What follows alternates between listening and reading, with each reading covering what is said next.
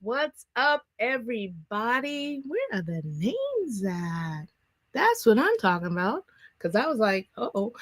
It's your girl, Stephanie, with the White School Podcast. I have my lovely guest, Jamie. Hey, girl. Hey. And she is a Christian life coach, and I am a femininity advocate. I love Yes. God. I love Jesus. I love the Holy Spirit. I love dressing up. I love looking good.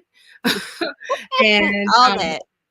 And I just love, especially love helping people and having the conversations that can help us all get better, because we are the body and that's what we're supposed to do for one another. And tonight, we just want to say, black women, you already have the answers. That's it. You already have the answers to your problem. You just gotta see it. Dump him. Oh, but dump the unsaved. Dump the guy you've been shacking with, and one that's not your husband. I like the way you said that. You were like, dump the unsaved, because, if he is saved, you need to keep him in the name of Jesus. Unsaved, you gotta clean up that situationship. And yeah. Close your legs. Close those legs. And do right. That's do right. That's by where the we Lord. start. Do right, and do right by the Lord, and He's going to direct your path. Amen. No, for real. And Jamie, introduce yourself, darling. Oh, okay. So my name is Jamie, and I am a Christian life coach. I do interviews. I have a podcast called "I Wasn't Taught to Be a Wife" that Stephanie was featured on, and so I interview women. I don't necessarily, what I want to say. How do I say this? No, I do push marriage. I do push marriage, and I do push foundational, fundamental Christian marriage. But I do like to prepare people for being the bridegroom of Christ first before actually being a bride. And so that is a part of my mission. And that's me. That's who I am. So thank you for having me. This is going to be fun. This is going to be interesting. It's going to be very fun. And I hope that, because I don't go live often, because, I'm still overcoming my little, what do you call it? Butterflies and things like that. Yeah, you got this though. And just really knowing that sometimes we do have the answers, but we just lie to ourselves. We make so many excuses. We want to stay a victim, or people to encourage our bad behavior, but it just doesn't get us anywhere. And children of Israel, they walked around 40 years unnecessarily. Yeah, they sure did. I would say that once a bad behavior is in your DNA or a part of your environment, it is hard to get it out of you. And talking about the children of Israel, that's why they had to die. So that generation had to die. They couldn't even get to go into promised land because they couldn't get the dysfunction out their DNA. That's a harsh reality, right? Very harsh reality. It is. So, and I'm sure that kind of hurt God's heart. But it would be better for them to die than to take that dysfunction into the land of milk and honey, right? And absolutely, it's the thing is, he can't go against his own word that he established. It's the murmuring and complaining. So many times he had to progressively show him, you tested me. You tested me now. You want to listen to me, or you want to listen to Moses? So it's but they always had that murmuring and the complaining and the ungratefulness. And so it's okay, he said in the beginning, he said, I'm not always going to strive with man. I don't know why we don't think that he is always going to, wink at your little sins and things. He said no, because he has to judge it. He has to accommodate us, right? Because we're spoiled. But you know what? in a sense, he does. Mhm. To an Mhm. extent, like a father, he does. He's long suffering with our dysfunction. Absolutely. That's that grace. Thank That's God. that grace that we take for granted, you know? Absolutely. So, what are we But starting with they say tonight? if it wasn't for his grace, we'll be All over, yeah, yeah, but we don't appreciate. Well, we'll be like the children of Israel, where they Mhm. were getting in trouble a lot.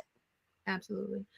And where we're going with this is the title is Black Women already have the answers. It didn't appear like that Yeah, already. no, I was saying who are we starting with? Because we got stuff, we got We're clips. gonna start with Tony Gaskins. And so Oh, why are we talking? well, we'll start with Tony Gaskins if you guys want to come on over to YouTube. I'm on streaming on YouTube at the White School Podcast. Um, but even here's good. We're just talking about how now social media we're seeing that these people that are giving us this relationship advice and they got mess in their backyard. They're Oh, trying to tell you how to be prosperous in your relationship, but yet all these scandals and just being out of the will of God, you're really causing more harm than helping. well, yeah. But there's a big market for delusion, right? Oh, So, right. right, you know what I'm saying? Like there's a big market for people wanting to hear what they want to hear rather than the truth. And I just think that we're making relationships harder Yeah, than absolutely. than they ought to be. You know, I always like to say if a bum on the street can find love and be happy with no house, no shower, no Oh, toothbrush, God, help me, you Jesus. feel me? They got listen, okay? Oh, all right, give it to us. Give it. Let's go to Yeah, the stream. you can find love too. You know what I'm saying? It's just being honest. We're making things way harder because I have seen some bums in love. Oh man, not the Have you bum. not? They rock out together. They walk down the road with nothing together. They sleep in that little cardboard box that Oh, they made a home together. oh my God. It But doesn't make Lord, it I guess right. I would want to be okay. I don't want to be a homeless bum, but I guess if I had to live with somebody, it would be somebody that would be I would be in the trenches with. Yeah. We would be satisfied and content because it's us. We are Right. is the prize is us being with one another and that intimacy. Hmm. Um, as opposed to having to one up the leverage. Oh, what you gonna do for me? I ain't doing nothing if you don't like. Yeah. I None of think that in there. Yeah. right. I think what it is too is we have so much amenities, right? We have so much things that we can fill these voids with, Right. right? Think about it like that we're like, oh, I don't have to deal with that person. Like I don't have to deal with that dysfunction. Like I'm not really lacking anything, so I don't need them. So I do think there is a sense of we need each other again. Yeah. You know what I mean? But we feel like we don't need each other, but we really do because like I said, I see happy bums. Like they have nothing. Why do they have to be happy bum? Because I talk to homeless people, because I be trying to figure Okay. out how did you get there, like, Okay. and some of them it's a choice, right? But they're Right. it's a Well, choice. they do be having their little wisdom nuggets from time to They time. do. I lie. That's why I be sitting there when they're in love and stuff. I'll be like, he ain't got no toothbrush. He ain't brushed his teeth, and y'all are in each other's faces, and I just don't get it. Like I want to be able to love like that. All right, I like that. That's that true love, that unconditional love. Like, all right. It's sort of like the same similar to when we take off our wig and the guys be like, oh my God, but and they Right. still love us and things like that. So I can see what you're saying. You're like, Jamie, I wasn't expecting that, but I'm just observing. Dad, thank you guys for coming to the live. The black women have the answers, and the basis is that we already know the solutions to our problem, but we just got Mhm. to get our ego out the way and Mm. forward. Okay. Yeah, So my yeah. first clip is a clip of Tony Gaskins and Ace Metaphor engaging on Hardly Initiated. Okay. Tony Gaskins was the invited guest speaking on his platform and saying how qualified men should speak in relationships, and Ace Metaphor Mhm. showed up to the party. All right. All right. Let's see how this works. Let's hear it. All right. Any one person. I just mean like, Yeah. do you more so? Because obviously Tony pretty much stands on, if you're not married, like you should not necessarily be putting out this work. I think that's probably to respectfully, man. I think that is or you just have that to is frame the conversation. You have to frame I the think- conversation. You have to say, but this is not relationship advice. This is my dating experience. brother. I don't really think that. I don't. This To my your thing. point, to your point, and to answer the question before, do I feel like that there are people that are not qualified to give general advice or relationship advice to a large percentage of the population? Absolutely. I think that there's people that are not qualified to my metrics. You know what I'm saying? I don't have a problem with somebody getting up here and saying, this is why I think this or I think that. But what I am saying is for us to not acknowledge the diversity in people and thought processes and ways in which relationships and love can work for many different people, that to me is hard to wrap my head around. That's the thing that I want to say. It's hard for me to wrap my around. It sounds elitist. It sounds like, you know what I'm saying? And then when you said something, Tony, respectfully, when you said you're working for the other side, brother, that's why a lot of people struggle. Because I think you're implying that the other side is the devil, right? Is that what you're implying? Meaning you're working for the other side of providing confusion. Because if you have 6 voices on a stage and there's 6 different messages, people leave more confused than they came. All right, we're gonna stop there. We're stopping right there. Yep. All right. So what? So, all right. We buy our money. I mean, we buy our money. We buy our tickets to go to these, events, thinking that, I don't know, some of us may be going for a good time. Some of us may be going to get some relationship advice or to finally maybe they can answer my relationship question. But he said that people are leaving more confused. Mhm. And as of recently, we see that there's more than confusion going on in the audience. There's confusion going on stage. Right. So what would you say about that? I actually completely agree with what he said. I mean, because I even went, so for instance, like if I go on a panel and there's a topic, I'm usually in the background, like I don't feel like I should say anything about this because I'm not involved. I'm not there yet, right? My Mhm. opinion doesn't matter, to be honest. Like I'm one of those people where my opinion doesn't matter. We need to like stick to what the word of God says. So now I'll give an example. I could give a story. All right. You Okay. ready? Yeah. So I was in a relationship and we had a platform and the platform was growing, right? And I remember like praying to God, like, hey God, we are out of order and the platform is growing. I don't want us to grow and then be exposed for not living according to your will. So Right. if you can, just stop it in its tracks until we get it together, right? Now, a lot of people don't do that. Like we could have kept on going and like been, one of those YouTube couples or whatever, right? And then you see that the YouTube couples break up because he ends up cheating, or there's so many women coming towards him now because they see him treating me right on social media, but he wasn't, or I wasn't prepped for the demons that come after you when they see you living a happy life on social media, right? And so that's like a lot of things, because if you look at it with I don't want to say the name because I don't know what you're going to trigger, or if anybody is like clicking and trying to, get people in trouble for allegedly speaking their name, but he was associated with Derek Jackson, right? And we know that scandal was very big. I mean, I followed Derek and never knew he was married until the scandal happened, right?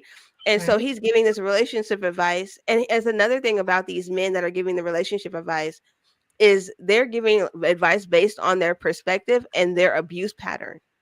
They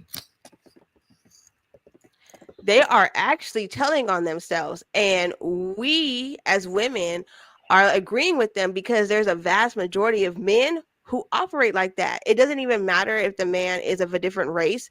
A lot of them act demonic. They do.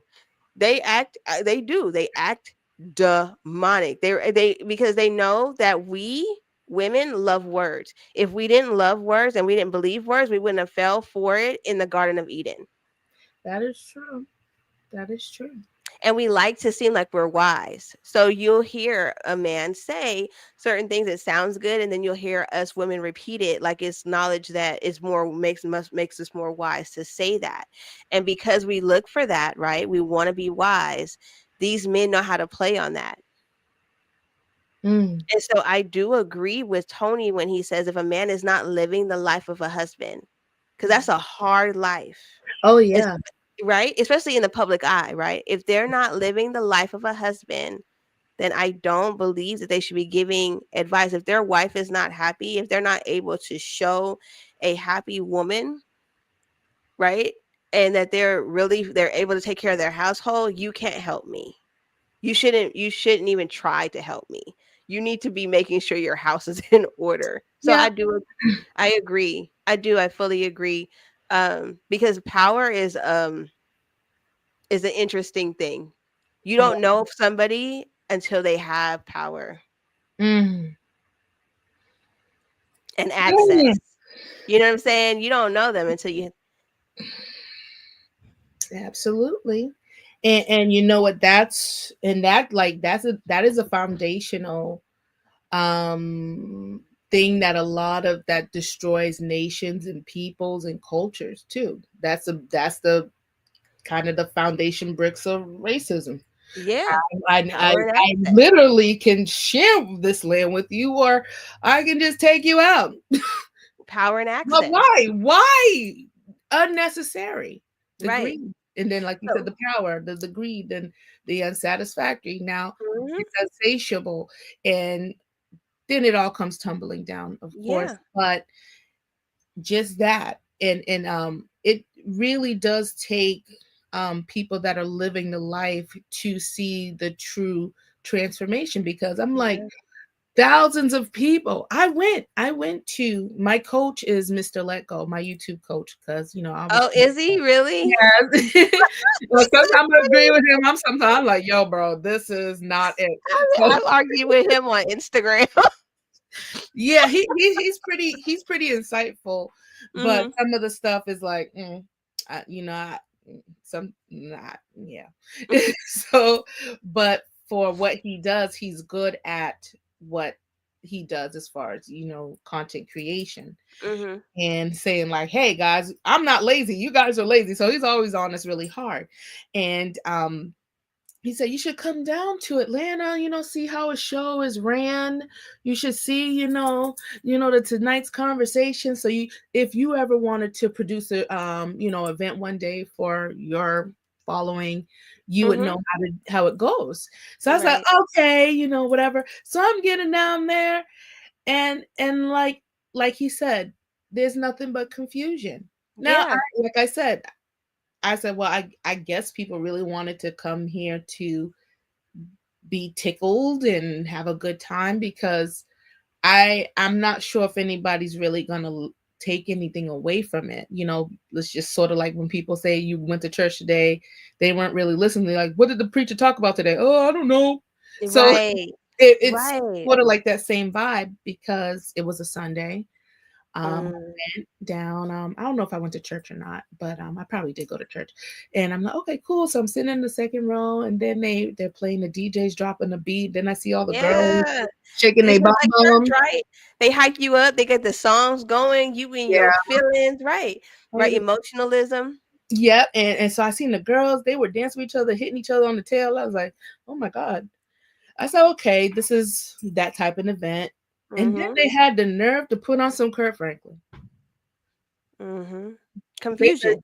He said, there's too much demon activity going on. And then they put on Kurt Franklin. So even in that validates the confused message that you can dabble over here, then run back over here to get that grace. Yeah. And that's not good. And if we're gonna fix anything, it only just lends to like the double-mindedness and the wavering in your stance. Like you said, you cannot help me because you're in the same situation that I am in. Right. So would you like me to continue with the clip? Yeah, let's go. Because it gets better. Because he gets better. Now here's the thing. I have tonight's conversation cards. I would like to say that. Like, okay, I have a deck. And they actually have great questions. I want to say that. Great questions. We utilize the questions. I got to know my significant other better, really. So I can't say that the conversational cards did not open up dialogue that it should have, and probably would have never opened up if we didn't have them. Yes. But if you now see that he didn't live the life that he was telling us to live, it does invalidate everything, right? It makes you second guess and now be like, do those cards really help? Or should those cards only be used in a marriage? You see what I'm saying? Or should they be used in dating so that you can see if that person even matches with you for marriage? You see what I'm saying? Yeah, I think in that case, yes, because one thing that's going to remain the same is the cards in those questions. That person can dwindle up and down, whatever, but those questions are going to be like, I still need to know, what are your values? Right. What are your opinion about children and finance? Those are always going to remain important questions that we need, because some people, they don't know how to ask the right questions. They don't know how to vet. Right. So this does give a little bit of extra help in that way. If you like, you have cold feet or ice as an icebreaker. I mean, if you progress further in this interest of this person, yes, and as long as they ain't saying like, so do you want to get in the bed on the first night? No, do that. No, they don't ask questions like that. They literally ask legitimate questions. If I was in my building, I would just pull it because it's sitting on my desk. But next time we'll talk about it, and I'll pull this back. People can stay. You start off with good intentions, and then things go. So that's where those cards were. You know what I'm saying? And like you said, the power or whatever happens with that, then things starts getting a little muddy. But we can continue with the clip. Okay. All right, let me get over here. And if the people who we are seeing by the millions are not saying anything worthwhile, but it's a meaningless back and forth conversation that does not bring a solution, that does not help us build families, that does not help us better raise children, help us climb the ladder as a people, as a group who are struggling economically, struggling relationally, struggling in every way. When we provide conversations that only bring confusion and don't bring clarity, it don't seem like, I mean by you working it for don't seem, it don't seem like it really don't seem like, in my opinion, you actually pay much attention to what we got going on over here, brother. And that's respectfully. I'm respectfully saying that. I'm respectfully saying, when you can use the adjectives you want to use, and then you don't empty messages. You can use all these adjectives, but just because you're making these blanket statements, that's why I said it's dangerous. It's dangerous when you're making blanket statements without having all the factual information. Statement. It's not a blanket. It is a blanket statement. You're making blanket statements, and you're putting people's names in it. You I'm putting living people's this. names in it. I'm living this as a husband and a Your father, truth which is successful for our for you. and for our community. It's not just for me. Principles are principles. So, Right, so but your principle, you're not the only person with principles. you're promoting casual sex. You're promoting hookup culture. And then you say you bring it. Let me ask you this. Let me ask you this. Let me ask you this. You having a conversation. You watching me online. You say you appreciate my message. Why haven't you called me to your conversation? You know what? Why he doing all that? Look, why he doing all that? Now listen, why he doing? Look, he doing all that. You say you bringing all the voices. You say you bringing all the voices. Whoa! You doing all that? You doing all that? How you not gonna call somebody who got 3.5 million people online and have been in the trenches since 2007, but you bringing all the sides? You ain't bringing all the sides. You bringing the side that you want to bring, and then you trying to take me to task for my words, and you trying to hold me for every word, but you didn't catch that you just call what you doing a play. I call what I do purpose. Let's pause it. So they say if you let somebody talk long enough, they tell on themselves. Absolutely. He said what they were really doing, which was a play. I don't think that we wanted to believe that. Yeah. Right? But he told on himself. Yes, he did. And like it and it's like it's like the lukewarmness, even though he don't follow, it looks like he doesn't follow like the Bible or biblical principles, like he said. Mm-hmm. It's like when you invite everything in, that's confusion right there.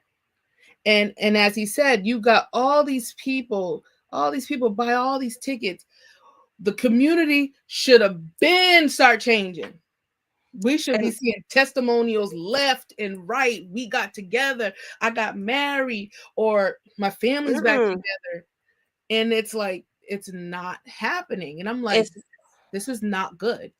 I'm starting to realize, like, people say that they want a relationship, but I don't think that they just want companionship for the moment.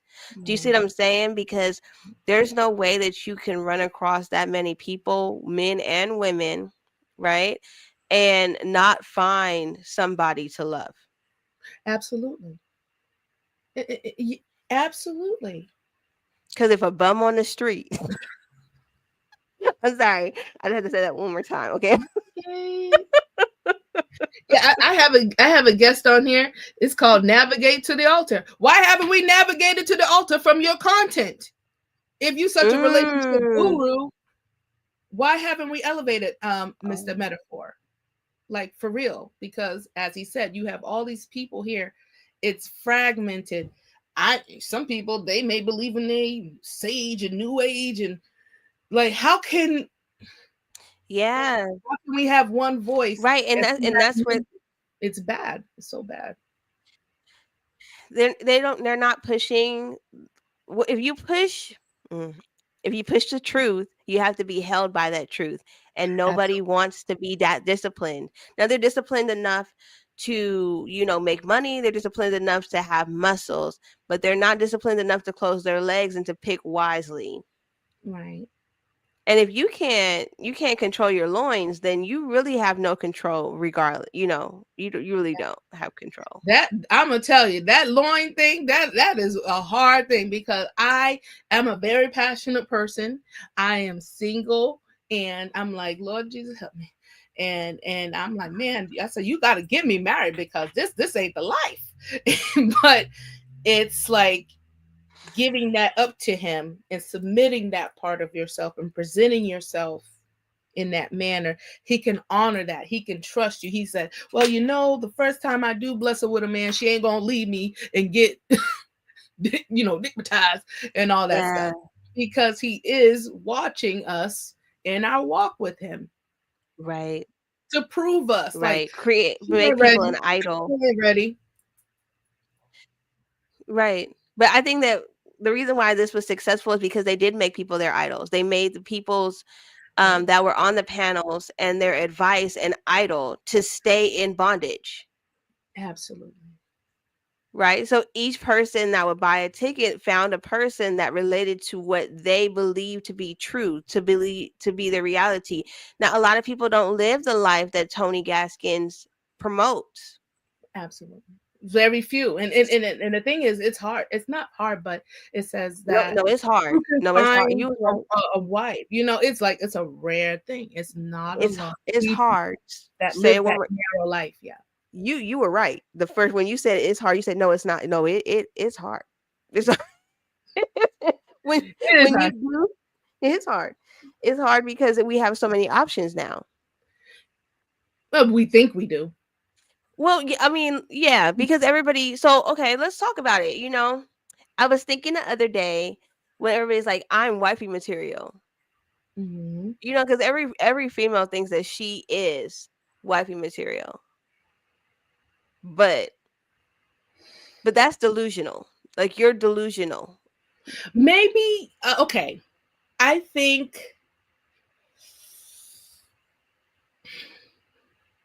okay.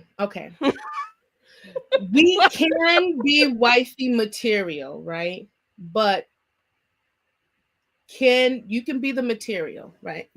Everybody can just be, as we say, a blank canvas. I can be that material, but can you be crafted and sewn into a beautiful garment? Can you be crafted that was and really poetic, sewn friend. into that wedding dress? Yeah, but Can it form into that? That was really poetic. Like you know that. Jesus gave me that one. Look, tell me. Yeah, I don't know if you knew that, but that was real deep right there. Write that down. This is my life. This is my life. I'm a seamstress. I went to school for fashion design. Oh. And right. We all have the potential. That's why I'm an advocate for femininity. That's where it starts. Because if you don't know your identity, it's like you don't have you can't build. You can't say, you can claim, okay, yeah, but this could be, you don't know what this is. This could be silk. This could be cotton. This could be polyester.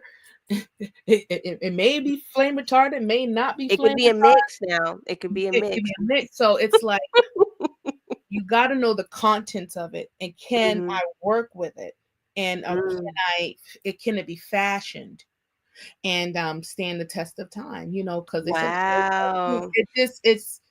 it's so simple. Like God, He makes everything poetic and make everything relate, but we have to open ourselves up to it and submit to Him and His will and His identity for what He wants us to emulate in the earth. Do you believe that everybody is wifey material?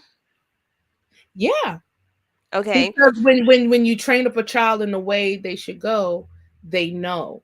And that's where you're really supposed to start. So how come other cultures are very successful in this? But we don't raise up our children to be wives and husbands. Right. So we all it's there. Everything is there. Like you said, we already have the answers. The answer is there. We just got to go find it. Okay, so you're saying that we have to rewire the thinking. So it's ability for a man to find a wife. They can find a wife. They have to be willing to work with that wife. First of all, she got to present herself that way. She has to present herself that way. And so how does that happen though? If we have people, wait, hold on. This is gonna be good because I just thought about this. If we have people like tonight's conversation, giving advice the way that they're giving, how can we develop women to be cultivated to be wives if they are being told that they're okay the way they are, or encouraged in the behavior that they are doing? And obviously it's popular. How do we change that? Girl, woo. that one's a tough one. It's like that one's a tough one. You just have to keep delivering the message. Right. Just like Tony Gaskins. It's like they're going back and forth. You're having a discourse, and the people have to decipher the truth. But if your sin makes you feel comfortable, God doesn't twist your arm. He don't twist your arm about nothing. He says, here's the facts. I love you. I died for you. I did it first. Know that it's here. Know that I love you. Okay, cool. Right. And then you say, I believe that Jesus Christ is the Son of God, and that he gave his only begotten Son, that I can believe and I can be saved. Okay, now I believe it. With the heart, man believes. So there's steps I got to take because he already did what he needed to do. So if that man's already like, I am ready to just go and get my wife, but if he can't find a good thing, it's like, oof. Like, it's just no hope. That lady has to change. She has to say, I accept that assignment, or what I've been doing is wrong, or what I see what's happening isn't getting me the results that I'm looking for. So who else has the answer? Who else is living the right way? You're going to have to go to people that are living that life to get the answer. But that's like, when people kind of just have messed up in their lives, but it really starts as children. Because when we go into therapy, all the things that we've experienced stem from our childhood. Right. And we have to fix that part. Really. So at this point. So technically, so we have, it's so muddy. What you're saying, we have the fundamental components to be good husbands and wives. We have to be cultivated to be those things, though. And so if the cultivation is not done at a young age, right? How do we, the thing is, though, so people have to want to change, right? They have to have a desire to be better. Right. Because as adults, like as children, your emulation and you're training a lot. When you're an adult, you're pretty much set in your ways, but you have to be willing to unlearn what you've seen, even if it was negativity. If you thought, get your own plate, Rick, if that's what you saw and that's what you implement, and you want to be a wife, and I say, hey, that's not proper behavior. Right. So correct you on that. You're gonna buck against it or say, okay, you have to surrender that. So it's just at this point in our adult lives, these are actionable, intentional choices we have to make, just as we're trying to find what correct school to go to, just like we're trying to find the right hair dryer to blow dry our natural hair. Like, we have to put everything through the specs that is going to help us, the tools that are going to help us get to the results that we want, and talk to the right people. Yeah. So I guess, so I guess that's when we see that God is exposing, I would say, false prophets, because a prophet is somebody that brings a message, right? It doesn't necessarily have to be the Bible.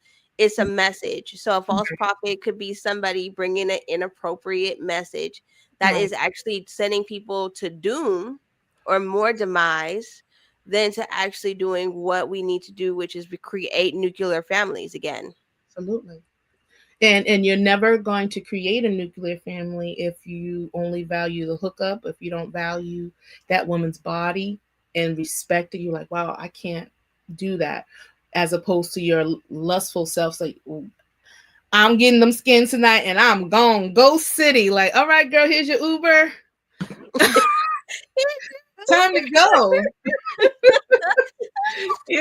Like we can't think like that, because like if we're constantly thinking that we're disposable and that we're not valuable to one another, we'll never get anywhere. And then the kids be like, nobody cares about me. My mom never did this. She was always at the club. And it's like, I think people need to just reset, right? And then like really just unlearn and be willing to try something different. Absolutely. Because like people are just getting a bunch of advice and a bunch of like this, and I believe it's overwhelming. Do you mean try something different or try something that's always been there? Oh, well, the word of God is the bomb. You feel me? I mean, like, I just feel like people miss out on how simple life could be. You know what I'm saying? That's what, if, again, if a bum on the street. I'm sticking with it. I'm sticking with it because it's still biblical too. They understand something that we don't. Absolutely. That their ego is out of the way, right? Everything, their selfishness is out of the way. They serve each other. This is people that don't got nothing. So they move differently. They move in a spirit of gratitude because they know that they don't have anything to give somebody. So it's genuine. It's more genuine than what we have. Because what can I get from you besides your genuine compliments, your love, your genuine hugs, those moments of embrace, because we need that. It's called sharing a burrito. Yeah, you see what I'm saying? Like, just those little things that people don't think were valuable are just like the best part of being with somebody, or the best part of cultivating that servitude, right? Absolutely.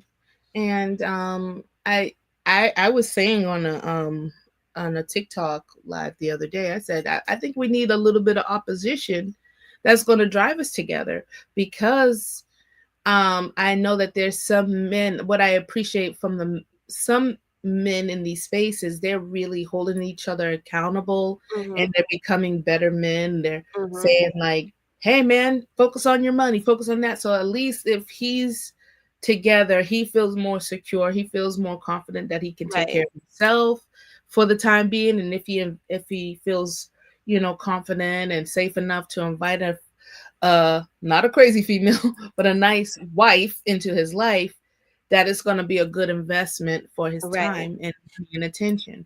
So I admire that the men are. It seems like it's easier for the men to snap it together than the females. Well, they're the leaders. Absolutely. Right. So, okay. So there's something Tony said. Tony said that you're playing a play, like you're playing, but I'm living a purpose. Right. And I think what it is that men aren't focused on trying to find out God's purpose for their lives. That's why you don't know what type of woman to pick. You feel like you have options, but there's really only a very few options that you would have, or even one option that God has for you to fulfill the purpose that he has created you for on this earth. Right. But a lot of men find purpose in what you said was like get their money right, but they still don't know what type of wife to pick, because the money that they might be getting right might not even be the purpose that God has for them. They could just be working a job. Do you know what I'm saying? So it's like, what the women, if you get a woman and you don't know your purpose, how can she help you with anything? I guess so. Yeah, because I think what women's other denial is that we like to help. Yeah, we definitely do. We find ourselves helping. Right. Right. Yeah. But our help with a man that doesn't have a purpose looks like we're trying to fix him. But if our man build him up. Yeah. So, but if our man has a purpose and has the foundation built already for the purpose, we could come in and help meet you with that destination and bring the favor of the Lord with us, right? Because it says that a man that finds a wife obtains favor from the Lord. So there's something that comes with us that adds to the foundation that you have built with that purpose.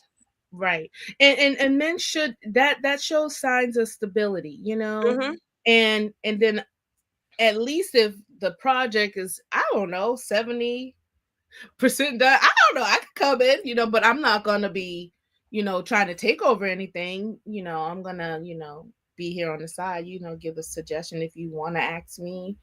Okay, yeah, maybe you should paint that wall black. Or I don't know, something small. Nothing. You're nice.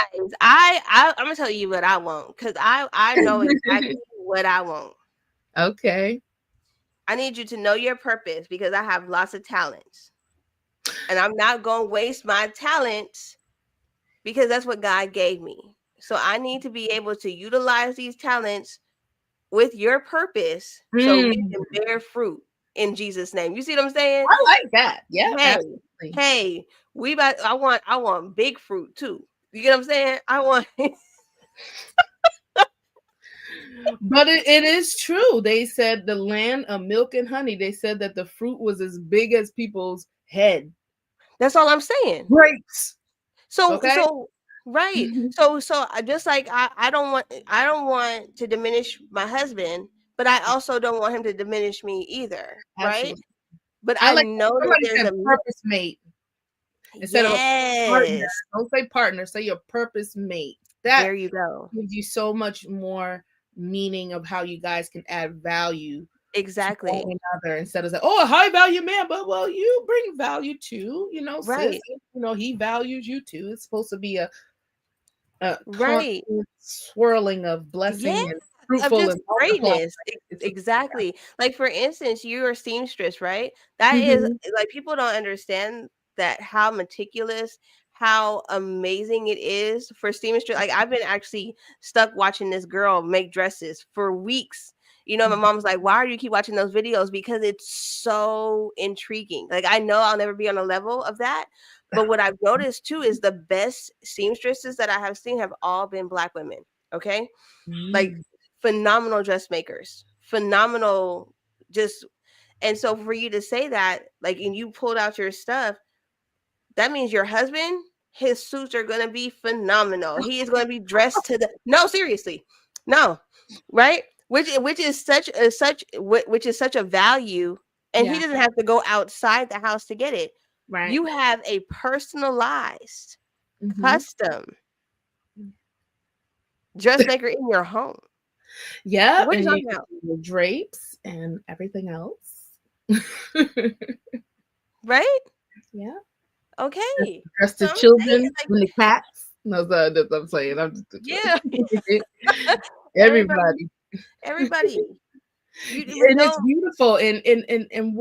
And that's what the Proverbs 31 woman did. She set her hands to the spindle. She made things in the house. She was a merchant. She sold the stuff in the marketplace. Like she was moving and grooving. But today's independent woman, she has all these things, but she's keeping it to herself. And all that is supposed to be for her building her with the husband. family and the legacy. What I think though is Mhm. so this is a good conversation because what I think is I remember saying this to somebody. I was like, women don't really want to work outside the home. Okay. Yeah, They I don't. work outside the home because they have these talents and the husband isn't utilizing them. And this Mhm. is real. And so she goes out and finds a job that utilizes her talents and she makes somebody else's husband great. That's how she becomes the work wife. Let's be real. Okay. No, this is a good conversation. Let's talk about it. Okay. Let's talk. Hiding. No, So if but a it's man, true. it's true because our men are not taught The that work this. wife. You are. Ooh, girl, you just be hitting things. I'm like, I've been a couple men's work wife. Do you hear me? I've been a couple men's work wife, not on purpose, but because I was helping them fulfill their purpose. mm, Right? But yeah. see, their wife at home was just as talented, but he wasn't taught to value her talent. He wanted to let her just do whatever she wanted to do, not realizing that that was his helpmeet and it was her job to be what I was doing. And that creates contention and confusion in the home. There never should be a work wife. Your wife is the wife. Your wife is the helpmeet. Your wife is the business partner. Your wife is the friend. Because if she can go outside the home and do it for somebody else, she definitely could do it inside the home if you included her. Absolutely. Absolutely. And so And like now, you do need business. You need some we do need to grow. We have to play catch up at this point. We do need a business in our home. Do you Mhm. think the dynamic, okay, what do you think about the dynamic of the wife having a business as opposed to the husband having a business? Or like is there any confusion with that, or I think the that husband works with her, or should the husband have something going on, or they got something going on and they just have these generated assets that they run and generate together? I honestly believe that if it's done right, right? Like God like God is in the midst of it. She may end up having her own thing because you have to have something separate. That's just something that you invest in, right? But it's still, what I notice is that it still contributes to the greater good of the home. Yeah. But if that side thing is taken away from the core business of the functionality of your home, then it's not of God, because God specifically says in your leadership that your home is your first ministry. Absolutely. You know what I mean? Amen. And so I think that if the side business that she is doing takes her away from the fundamental part of her home, then it is selfish. Now you're being selfish. Right. Right. Yeah, I agree. I agree, because I, like, even with my sewing and everything, you get caught up and you're like, oh man, I'm too tired. So like you said, that's time you're supposed to be spent with your kids or children. You take them out, or you're supposed to read to them. You don't make time. Just like before we came on live, you said, I need to take time for my son. If we don't know how to delegate, like what's said so much is that the women that do go after their careers, you know what I'm saying? They don't know how to turn it off when it comes to when you come home. And right. The lack there, that starts the contention, and you're absolutely right. I could give a story with that, because so I'm a workaholic, right? And so in my situation that I was in, like I was just always working, you know, and I remember like them sitting down in front of me and I'm like this. And I look up and I'm like, what's up? You know what I'm saying? Like, are you just gonna always work? And that hit me, and I was like, am I being avoidant? Because sometimes as women, we could do this. If we don't want to be too engulfed in the person we're with, we can have avoidant attachment. So we can work and we can say we're so busy, but really it is that we are not looking for that intimacy. That's not good. That's not good. But if you look at it, a lot of women are doing that. So they hold, like you said, they hold on to their work. But that's okay. Well, we have to call that out. That's manipulation, and that's witchcraft. Yeah. You guys have to start identifying what certain things that you're doing, because you don't even know you're working against your marriage in another way. Yeah. You're kind of blaming everything else, but now no. You opening up that can of worms, and you're inviting in that fruit. And you're biting it, and now manipulating him, and the marriage, and now it's turned into a sexless marriage. Now you ain't having sex, wherever we at with him. Yeah. And then now he goes cheating out. Oh, he's a dog. All men are dog. No, you done did something too. Yeah, it's avoidant. I would call it avoidant attachment, because they utilize their work, or you know what I'm saying, as a way to say I'm busy too. Well, it's a harsh reality, but it's the truth, right? So what is the answer to, as we said, you already have the answer. What is the answer to? The answer is you have to, like the nuclear family, your family has to come first. You have to be able to trust the man that you said that you married. Amen. You know, and I think a lot of times women don't trust their choice of a man that they married. Amen. But they've also been told by other women, older women, that said, you need to keep your career. You need to have your own bank account. You need to blah, blah, blah, blah, blah, because they got hurt or they were stuck in situations, right, that were not healthy, but they are also not taught to make it healthy either. Absolutely. You can definitely make your situation healthier. Right. So these, you know, you have to choose your husband. You have to choose your marriage. You said from death do us part, you know, through all sickness and health and all those things. You have to choose the covenant that you said you wanted. And that just lets you know how we don't value it in the way it's supposed to be, or we don't know what it is. We probably don't even know what it is. We probably shouldn't even touch it. We don't know what it is. We shouldn't even touch it because we need a whole overhaul on our mindset of what a covenant is, what choosing a mate is, what masculinity, what a male looks like, what the kingdom identity looks like, as opposed to the world, you know, and these people that lie to us and deceive us, even in the houses too, and lying and deceiving. We have to know how to decipher and discern what the real is from the fake. We want a man, not a male, because it can look like a man, and then you're going through the woo. And it's like, I didn't sign up for this, but it's kind of too late. And if he ain't doing nothing to you and not disrespecting you or things like that, that's the covenant. Like you said, that's the covenant you chose. And you're not supposed to just leave because, you know, you didn't choose right. But you got another clip that I think leads right into what we're going to talk about with the church and covenant. Oh, not yet. We got one more Tony, and then we're gonna go to 6 to God. I was gonna say that is perfect to lead to that, like when we talk about covenant, because that.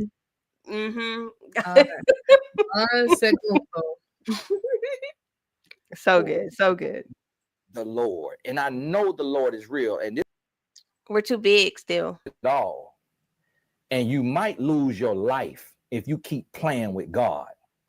You've never sat with the Lord and talked to the Lord and felt the true presence of the Lord. That's why you don't believe in the Lord. And that's why you keep fornicating while you talking about you a Christian. That's why you won't allow the Holy Spirit to inhabit your life and to renew you and to consecrate you and to change you. You do not know God, and you do not love God, and you do not truly believe in God, nor do you fear God, or you will be married. You will shut your mouth. You will find your wife. You will stop holding her to pornographic standards. You will see the God in her and on her, and you will marry her, and you will advance the kingdom living like a man of God. Praise and God. If you can't do that, you will sit your sorry, stupid behind down and shut up. And get out your feelings. Stop crying about another man confronting you. Stop hollering about somebody judging you when you keep choosing to do the same stuff over and over and over again. And keep wanting to sit there, play the victim. You know, these Christians, they just want to judge you. They want to call you names and all of that. Yeah, the Lord might convict me for calling you stupid. But you know what I'm going to do? I'm going to repent for it. And I choose another word. But I can't, based on the dictionary, I can't think of another word. Yeah, because you're stupid. What y'all is doing is stupid, irresponsible, and immature. And you're playing in people's face. And I'm trying to tell you. Because that's what I told the man, Kevin Samuels. Because he started telling Christian women, don't save yourself. Pause that. Don't think that you could date a man and not have to sleep with him. Wait, he did. Did you know that Tony? You have to look this up. Tony did a video about Kevin, and Kevin went live and was telling Christian women that they if they had already had sex that they could not, withhold sex from man. Did you know that? I started hearing him say yes. Yeah. So Tony rebuked him, and if I'm not mistaken, it wasn't too much longer that news didn't come through. And I thought that was insane because I remember being on Tony's live, and then I remember the late Samuels being on that live, and then I remember it was not even a week later that happened. And that's the first time I looked at Tony like, maybe you shouldn't rebuke. I'm like, I know that's his job to rebuke people, but like, you got to be careful because how can you be careful? You know what? Like, the thing is, we can't get mad at God for being God, because there's just certain people that he has his hand upon and his favor on, and you can't do nothing about it. Even with Moses, they was like his sister was like, he could talk to us too. God That's could talk true. to us. He struck her with that leprosy. Yeah, that's true. And he That's had to true. pray it off her. And Aaron was like, oh no. He's like, God, he was like, I'm done. Go ahead, say something else, because Right. he had to let her know. Because right I thing. remember that's true. Tony said, he said, and he gave him a warning. He said, you need to be careful. You need to tone it down. You need to stop sowing confusion. Mhm. Right. And I do remember him toning it down for a little bit, but then it's like, I don't know what happened. But you know, it's kind of like Pharaoh's heart was hardened, right? And he just decided to go in. I hate it, but with this new situation where he rebuked the tonight's conversation person, and then you know, a couple of months later, now we see that there was so much going on behind the scenes. But you know what? Sometimes I can do, like, this has happened to me in my personal life, right? Like God, like he said, he that touches, you know, us, right? It's like touching the apple of his eye. He's like, I have to get this thing out. So okay, he don't play. And my dad is a man of God. He is a pastor, but he's a prophet too. But he just loved God with all his heart, mind, and soul. All that titles don't matter. He loves God. Lord. God loves him. I'm telling you, one night my dad made me so upset. He made me so upset. I tried to cuss. He made me, because he was yelling at my brother, but it wasn't even my brother's fault. And at that point, I was like, this dude is crazy. And then my mouth formulated to talk. And as I was talking, mute. No, that's what happened. No, my voice went like this. Nothing. I said, oh. Yeah, because you were out of order. I was out of order. Then I went home that night. I said, oh, I can't say it out my mouth. I started writing it down. My chest started hurt. I said, no, hold on. No. Erased. I said, see, and it happened too instantaneously, because the thing is, sometimes we say things in our ego, in our pride against him. And Paul, he thought he was doing the work of the Lord until Jesus had to come meet him too. Yeah, that's true. That's true. And then he was blind after the fact. So we have to really careful, like when God, he's exposing everything just to let us know that, you know, the time is what it is, and he's trying to redeem people. If you're getting confusion and then keeping them in sin, he has to judge them in that. And a lot of people will have to go to hell unnecessarily when we can save them and turn them in the right way. Right. So with the truth.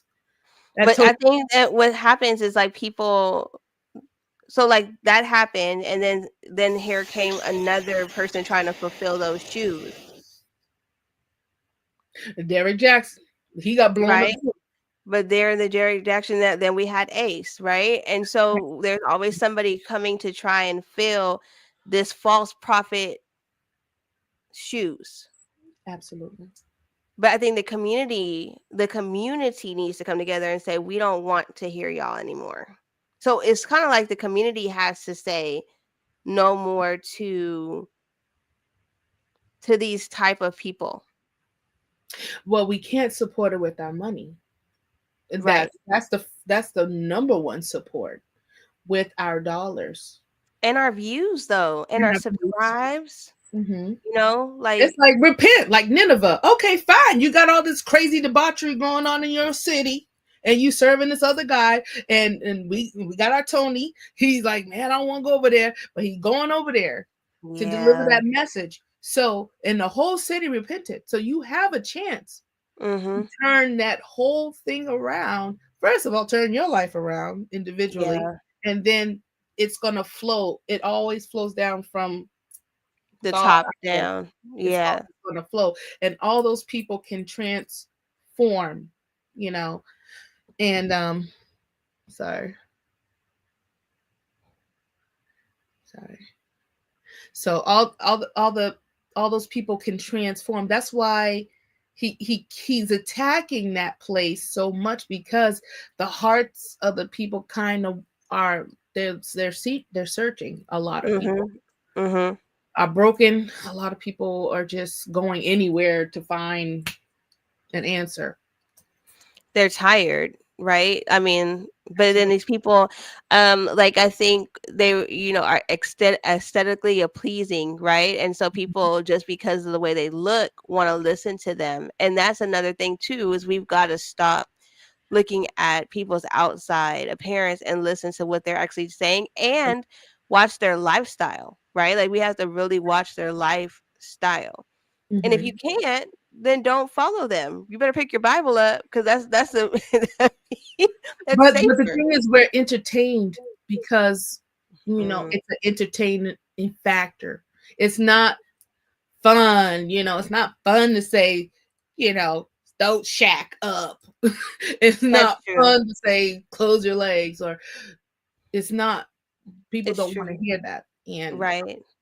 And so, okay, what did you want to finish, Tony? Because I know he said more. I didn't. And then we can switch to 6. Yeah, I didn't watch it. I didn't watch that one. I seen it come up, but I didn't watch it because I was this is it right here. This is the one where he's like, I've been busy watching Kita's 500 episodes. Now you bad now, but I mean, I've been in her comments. I mean, she go from 0 to 1,000 in like real quick. You feel me? And I had to tell her. I wish I just had a little bit of the energy of Kita. It's so funny. I was like, my God. Like the last one she did, I said, girl, like, wow. I'm trying to be good. I don't want to give it to the Kita life, but I do admire her energy.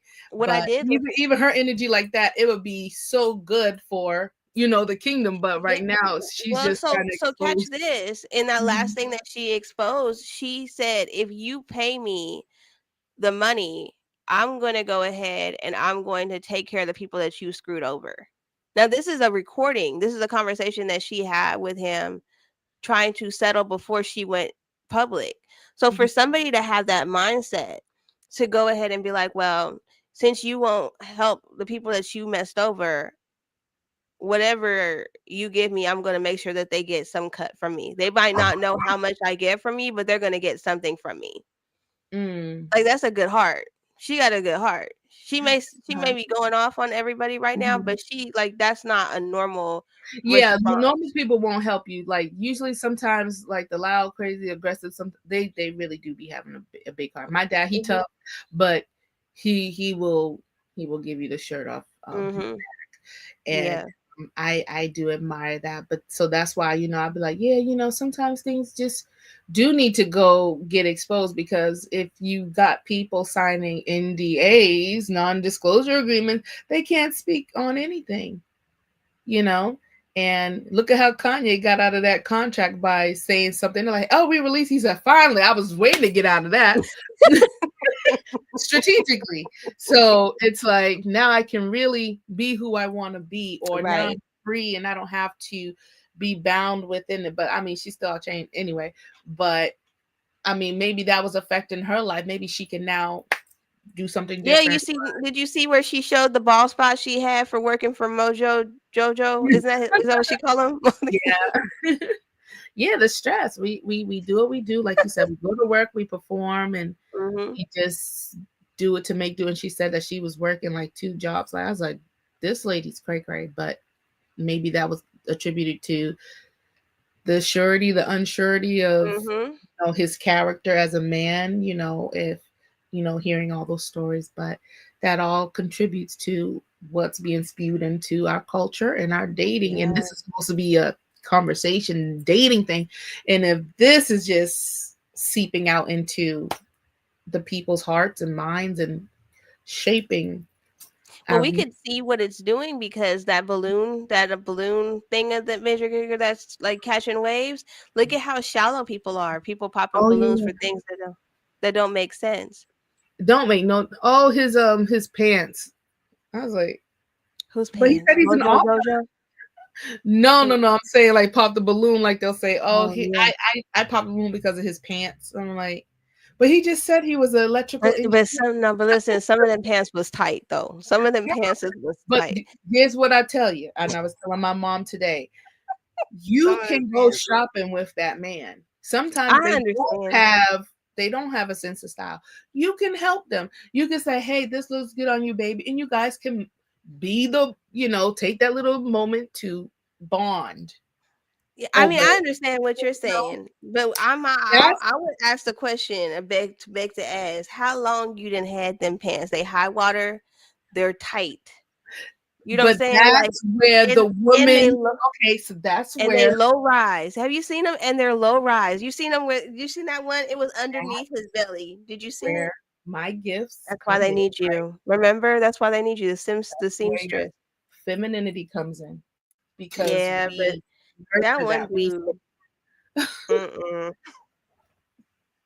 but we have to be that part for him, like I think I would have popped the balloon. I think I would have popped it too, because there was one, and I think you know which one I'm talking about, because his stomach was disrespectfully over the pants with the belt, and they was tight. You know what I'm talking about? You know, and they were low rise. So if if he turned around, you could see probably the top crack area. You talking about? Lost. Come get your girl Jamie. She's acting up over here.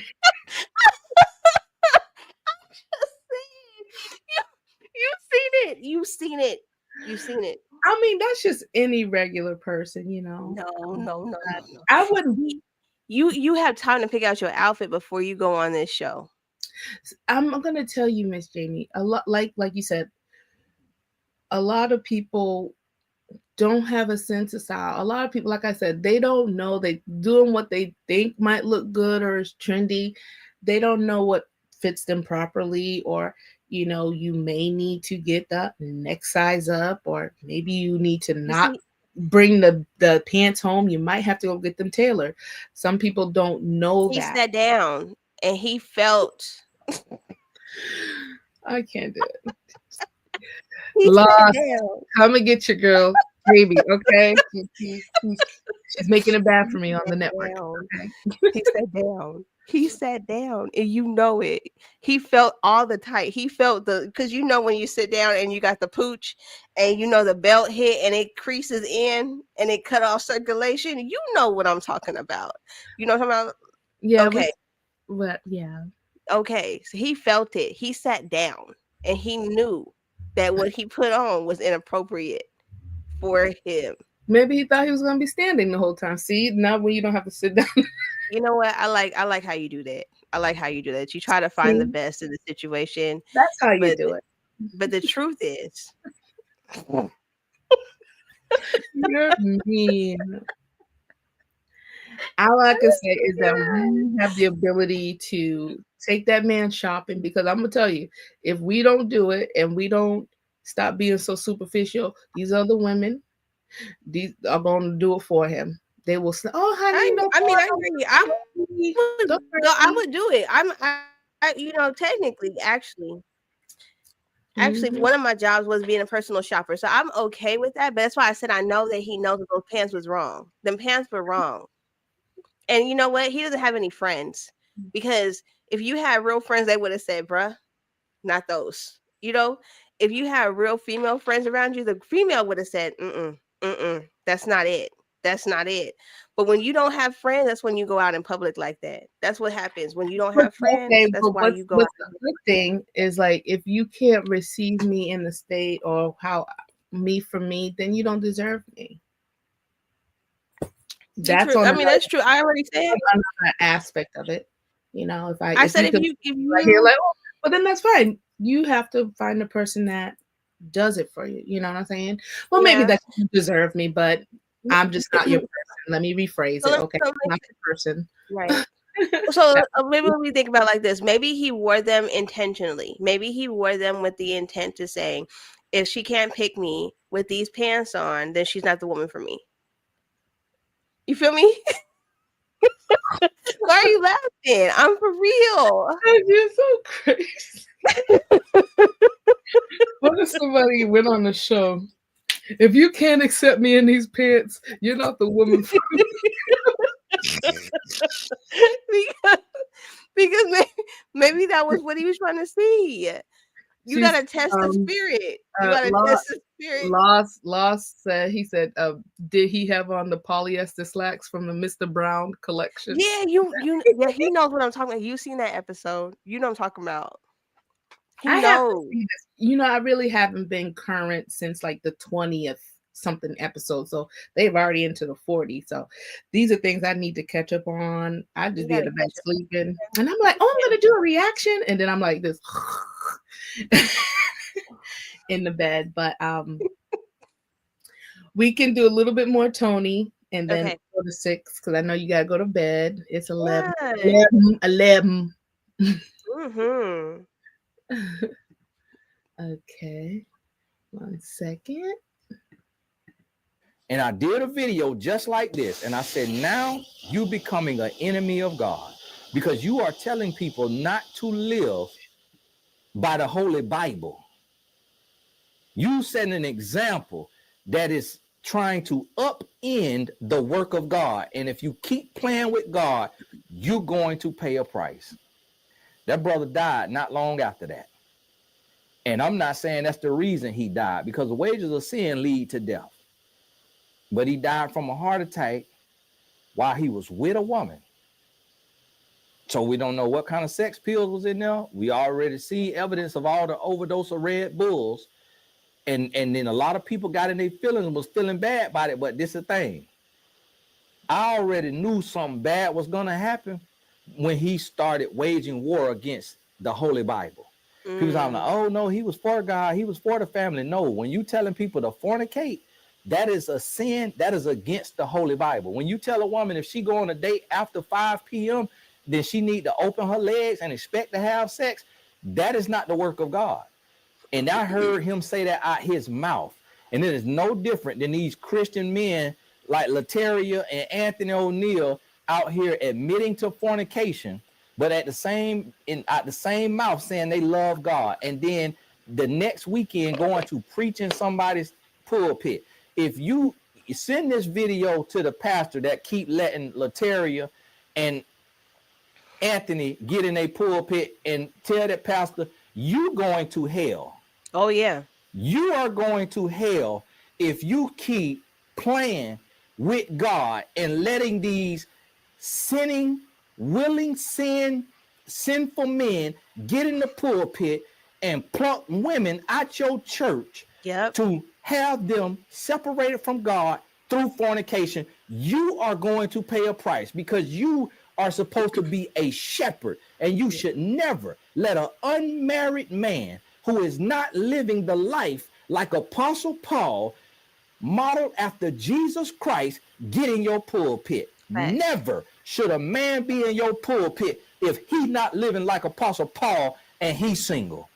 You are responsible, and everybody in that congregation, their blood is on your hands. Absolutely. And you need to take that what you call it, that cucumber out your behind and stop smoking meat of these so-called fake celebrity men. And you need to realize that you are a pastor and you are called to a high calling, and it is not being judgmental by protecting the mantle and keeping these sinning, fornicating, willing, 40-year-old plus musky men out your pulpit from in front of these single, desperate, delusional women that's sitting out here listening to these clowns.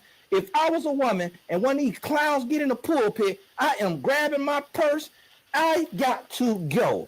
And Pastor, I'm not coming back to this raggedy church till you get this clown out this pulpit. And every single person in there need to send these pastors an email and say, do not put this fornicating man in this pulpit again.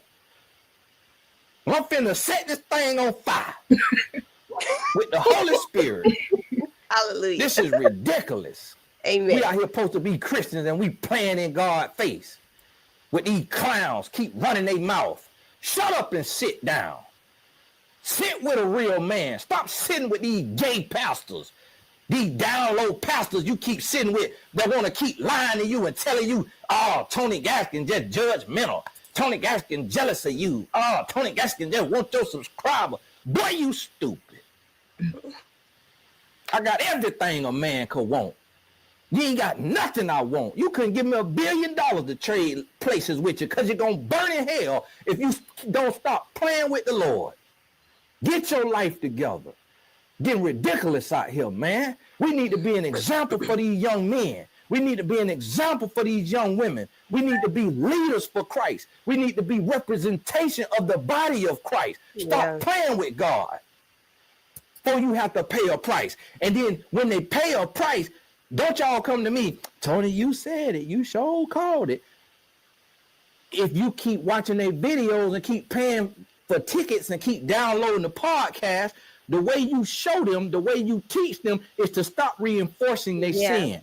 The more you sit in them views, the more you making them more famous, the more you doing that, then the more they gonna stay there. Because they addicted to fame. They addicted to money. They addicted to success. They addicted to attention. And until you remove that attention, they gonna stay right there. And guess what?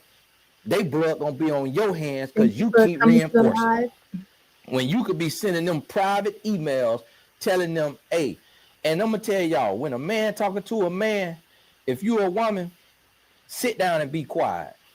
Because every time I do this, it'll be one woman writing, you should have talked a little softer. We men. We get our head blowed off in the street for nothing. We are men. If a grown, musky man can't handle another man talking firm and stern, that let you know he was raised by his mama. And he don't know how men talk to men. This how men talk to men. And if you don't understand that, then be quiet. Because when they digging off in you and putting these AIDS in you, putting these herpes in you, and putting all these other STDs in you, getting you pregnant and forcing you to go get an abortion and dogging you out, then you want to come to me crying and complaining. Oh, he said he did it. But when I was trying to get them together, you want to stand there and try to, don't talk to us so harshly. You should call us stupid. I'm sorry, Tony is like gentle. Devon Franklin one time, he gonna post a talking about be gentle and all of that. That's talking when you talking Christian to Christian. That's talking when you talking to somebody in your church and you trying to correct them.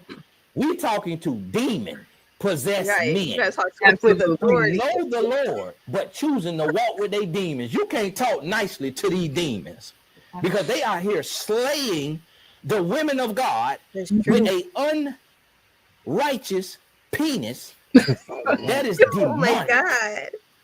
Wait. That is demonic. You watch this whole thing? I don't have the patience. Yeah, you have to watch it. It's so good.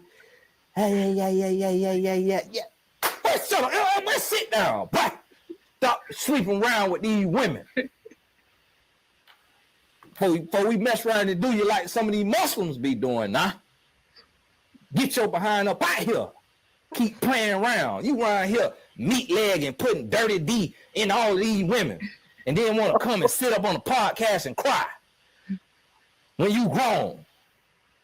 And could do better. I'm tired of it. It's ridiculous out here. That's why I'm not associating with none of these fools.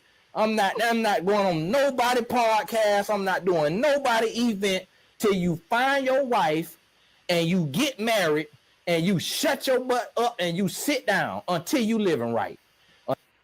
All right. Exactly. All facts. Tony was going. He was going.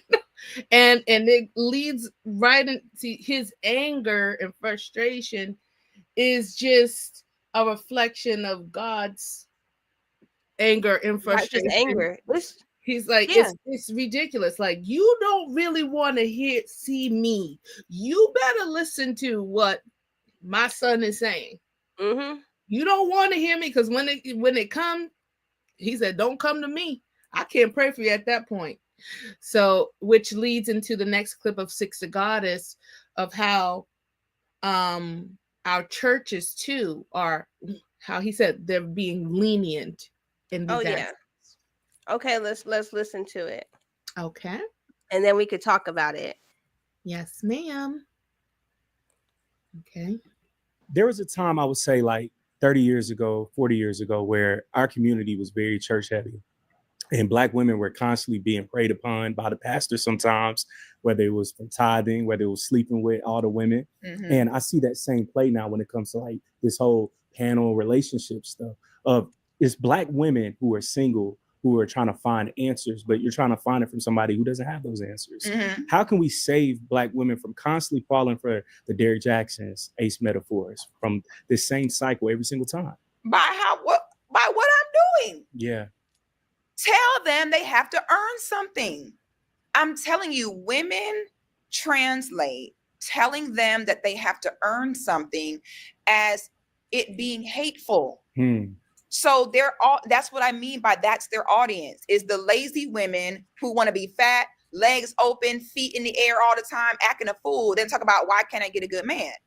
And none of them, I don't see them up there saying it's because you're 300 pounds. You know what I'm saying? They're not saying because you got a big ass mouth, you don't know how to shut up sometime. They're not saying because you meet a man and sleep with him. I was like, You know what I'm saying? Black women will stop falling for that when they understand the answer is in you. The answer is in getting yourself together. The answer is in you becoming humble. The answer is in you realizing it takes the work. It literally is just how they pander to lazy women. That's all it is. It ain't got nothing to do with nothing else. It is women who don't want to put the work in. Instead, I want some type of book or formula or pill I can take Make me feel where good. everything will just appear for me. It's just like church. Just like church. Be a Wow. terrible person, then say, God knows my heart. God knows that you was sucking it last night. Okay? He knows, he saw. You know what I mean? So that's what it is. It's the same with religion. Religion, come as you are. Come as you are don't mean leave as you are. It means come as you are, but you're supposed to leave better. But you come as you are every Sunday. You're supposed to come as you are and leave better. You That's come as deep. you are worse and worse each week. That's deep. But that's their crowd. Fat church girls, all that. Ugly girls, girls who can't get no man, girls who can't get no text back. That's who's going. And that's the crowd who love the Keita and Randy's, who tells them that they're fine. They're Pause. All right, so that's why I don't agree with her, because I didn't seen pretty girls be stupid too, if not more. Like I remember seeing one at the altar every Sunday, right? Beautiful girl, but she was a hoe, right? And so what? I didn't say anything. So there's plenty of pretty girls that are whores. Yeah. There's a lot, actually. Like there's tons of them because they don't know their value either. So it's the misconception that it's just fat girls. I don't want to say that that's not true, because I've met fat girls or bigger girls that have more confidence than a skinny girl. It really depends on the person's mindset. But women in general, small, skinny, yellow, brown, black, whatever, no matter what it is, if she's stupid, she's stupid. Right. And the thing is, if what we've done, which is bad in a sense, is that we've said, oh, you're a 10 too. But it's like, okay, well, realistically, you're unhealthy. You're like, you have diabetes, you have, you have these really conditions where you can really you have these conditions that are making you sickly and make you unattractive. And you're like, this isn't good when you can get better. So, but the world or your friends or the whatever, they'll say that you're fine and you're the way that you're in. That's where it's bad. Like the Lizzo, look at her. She's even changing her life now. First it was the body shaming thing. I don't body shame me. Now she's in the gym. So now the people that look like her, why is she getting in the gym now?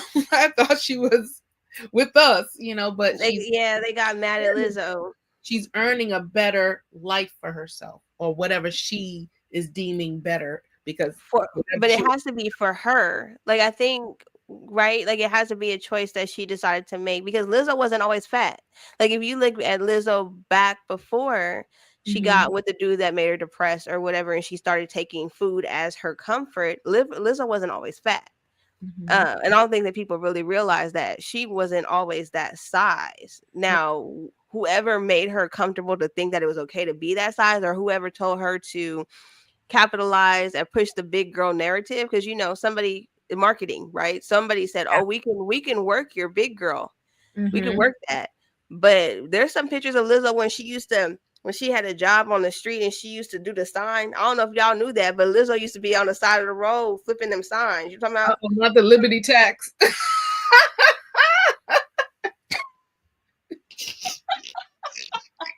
Liberty tax time. All right. I'm about to choke. I be being petty. This is the conversations I be having with my son because I'm petty. And so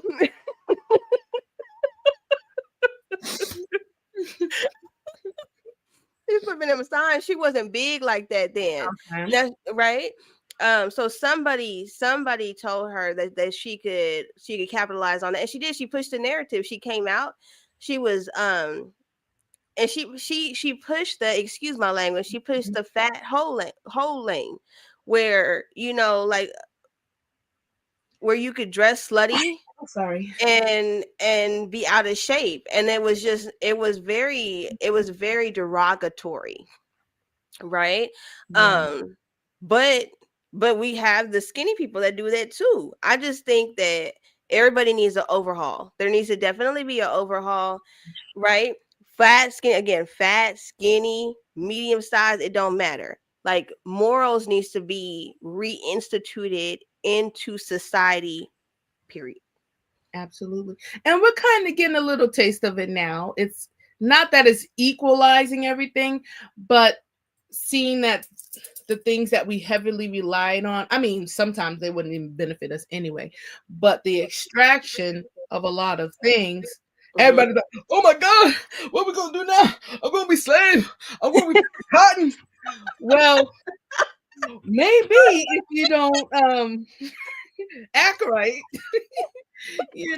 but I mean, look at Tabitha Brown. I saw the Target shelves, all the black hair care products. They couldn't wait to, I don't know what that was, honestly. They couldn't wait to get those items off the shelves. Oh, so I see, like, I don't watch the news. I'm gonna be honest with you. I just don't kind of the like, news, but sometimes I'll be hearing it like bling bling. yeah. I like TikTok. That's why I love TikTok. It shows you everything. So what happened? So what are you saying? They took Tabitha's stuff off of the shelf? So what the DEI it does, it incorporate it kind of encourages the businesses that probably only work with certain brands to include black owned products or services in their company to acquire some. And so we going either to the beauty salon or we going to Target, because they got the biggest selections and the newest drops there.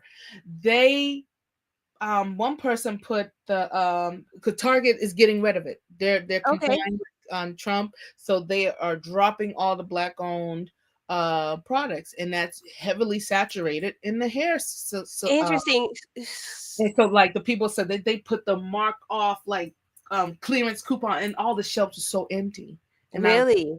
Wow. So, okay, so I got a message because, I have a product that I make, right? I got a message and the person was like, are your products, getting taken off of, because my stuff is at walmart.com, right? And I was like, no.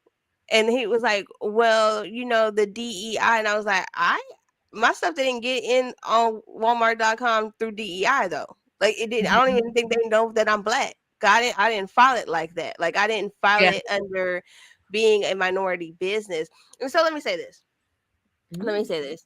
Like, I don't think that that's right, but I'm glad I didn't do it. Like, so I have pitch decks to give to Target for that, and I never sent it. Praise God, because I'd be like the rest of these girls out here. but the reason why I didn't do it is because I don't think it's genuine then. Like, if I have to get on your shelf because of my color, right, and not because of the quality of my products and what I could bring to your business by having my products there, it's not genuine. Do you understand what I'm saying? And that's why they're able, I said Huh? like a pop the balloon situation. Yeah, it's not. You didn't like me because of my pants. Fine. Not genuine. It's not genuine, but it's not, right? Because then when stuff like this happens, you're in the boat of getting pulled off, right? Because Absolutely. your card that puts you on the shelf is being pulled from you. Zero. If Mhm. you're able to get your stuff into a location or being picked for the right reason, you don't have to worry about the other competitions or the possibilities of being pulled off of somebody's shelf. Mhm. Just be on the shelf because you actually sell good stuff. Just Right. be a pick or option for a wife because you are a good wife. Absolutely. Just be good. That's what I was encouraging. This another lady, she creates content. Her name is Nicole. I really like her. And she's like, good girls. She said, just stay the course. That's just how it is because eventually you're gonna be highlighted. Eventually you're gonna stick out like a sore thumb. Eventually God is gonna uncover you and say, Mhm. this is wife right here. Like there Mhm. she goes over there picking those oranges.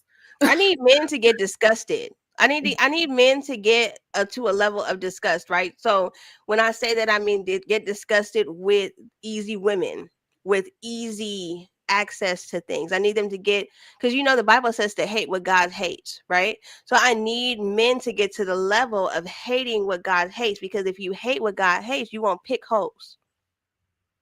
I mean, I guess. But you know what? I ain't gonna lie. I do like tight clothes. I do.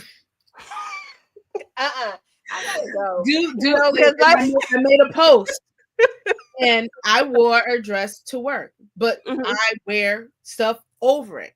I don't actively promote my body out there like that or things like that. It's like, wow, that dress looks nice, but I have to modestize it. I don't know how you can make it modest. So that I can style it. Like you have all these things. I have cardigans, or if like even this dress is too small, get the pin, get the safety pin. You can still and bring it up here so that you're not being enticing. Things can be fitting and flattering, and things like that. But I'm like, wow, their body's just so nice. Sometimes they're just pretty. I'm like, wow, okay, no pause. But I'm like, wow. You mean like the shape or like the like the shape or the beauty? I can understand why a man would be attracted to that. Yeah, you're like allowed to be attracted. Like an instant, like woo. But as men say, they won't You write said, things like that. So you're saying you like tight clothes, Mm-hmm. and I so I admit that. I would say like those are things that I would reserve for my so man. you got a little hoe in you, is what you're saying. Yes. So it's in reserve. Then I'm waiting to unleash it for my. I think I need to go to bed because But you were not supposed to say that. we don't. That's one thing I forgot to have. Like you, as like some Christian women, we just get so staunch and be like, oh, with our, at home. And I'm like, well, I want to embrace that sensuality. I want to be soft. I don't want to be afraid to smell good or let him see that strap and embrace me. You know what I'm saying? I don't want to. You can wear tight clothes at home, but at home, yeah.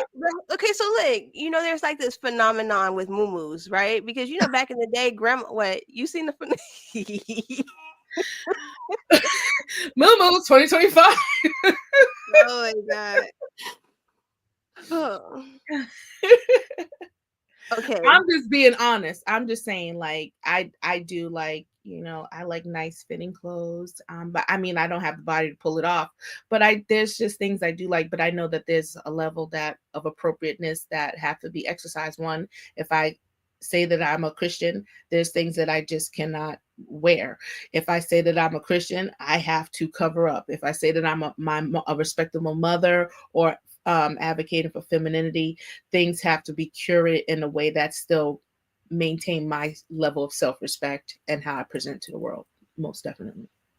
Okay, I understand what you're saying. Yeah, I do. I didn't say it, I just thought it was funny. I'm just telling everybody because they're gonna be like, oh, whatever. But I want to be honest. That I do like it. I ain't gonna lie. I wear sweats, you guys, so I don't have no dog in that fight. I don't. No, because I got a shape, and so I Mhm. I have purpose in my heart to I just wear sweats. I just keep it to where it's not enticing to anybody. I just But recently got some stylish. I want to go grab them, but I got this nice stylish sweatsuit. I don't wear sweatsuit. Okay, I wear dresses, I wear blouses and blaze. I'm like, wow, this is so cool. Maybe I can make this feminine. you can, Little thing, you could but I definitely love dress up a sweat. Like you could definitely it. dress up a sweatsuit for sure. You Mhm. can. You can. You can throw some heels on with it. Like you could really do it. But Mhm. I mean, like I have my reasons Yeah. for like the way I'm dressing at this moment in my life. But no, I mean, if you go in my closet though, you know, in my real clothes, they definitely Mhm. are fitted. So if I do ever get dressed ever again.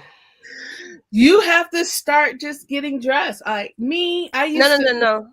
No, Yeah. no. No. Mm-mm. I don't want to. Yeah. I'm okay because I No, don't. I am coming down to wherever you are and No, no, we're no, getting no, dressed no. up. Yeah. You said yeah. I went to the post office. My mother's like, "Where you going?" I'm like, "To the post office," Yeah, no. and I'll be looking like this. She's like, "Okay." No, I But that's just something I knew that when I was in not that I knew, but when I look back in the pictures, even though my husband, loved me, it's still like giving a reason to work that muscle of, okay, don't let yourself go too much or look good for yourself, look good for your man, like just keep it. Yeah, I mean, I look good in these sweats. That's only I me. mean, like I look fire in these sweats, and then my No, edges that be was laid. only me. My Mm-hmm. edges be laid, and I'm like, and I got my pearls on. Who Ooh, wears pearls and sweats? I need It's a some whole more. trend. It's a whole trend. I'm trending over here. Pearls and Okay. sweats. You know what I do? I also get my sweatsuits, like shirts. I cut them. I cut holes in them so you can see like my See shoulders. I be that? doing some crazy stuff. I got charms. I told you I be dressing up. I tell you, I'm too much. Just But saying, you can do so much with it. You know, I just. absolutely. Anyways, okay, all right, all right, Anyways, so all right. going back to 6, and the guy was saying like how Oh, these. okay. Talk about the church. I do now. Mhm. Okay, here's my opinion. I Go ahead. believe that the church has not done what they're supposed to do. So, like, okay, we know we have the podcast that you just did an interview on Titus 2:4-8, right? We talk about women teaching women how to be wives. Absolutely. Has that been happening? No, it hasn't. You see a lot of churches when I was growing up. I seen a lot of more in my churches that I seen more women than men. The men usually stayed at home, right? I didn't see the model of what the book of Titus says that we should have in our church. And so, yes, we have breeded women to fall for the okey doke. We have Yep. breeded women that fall for the lies, not just of men in the world, but the men in the pulpit. What was I gonna say? Oh, my very book that I would recommend to anybody is Pimping from the Pulpit to the Pews. Who's that by? Pimping. Hassani Petterford. Okay. It's a gold book. I know it's gold. I know the color, the front cover. Best book I ever read was Pimping from the Pulpit to the Pews by Doggone it. Hassani Petterford. Yeah. And that really changed my life because, when you go into a church, a lot of times they try to convince you to serve the pastor, serve the church, serve that. And that book exposed that mind thought and how it was affecting the Black family. And then Dr. Miles Monroe did several sermons telling the wives to stop coming to church and serving at the church and go home, serve their husbands, and tell them that he sent them back home. By him doing that, the husbands came to the church to meet the man that told their wives to serve them. And that's how he got those men. That's how he had a church full of families That's how he did that, was by allowing the husband to be the head of the household and not being the head of the household by convincing the woman to be in his church and in his face all the time.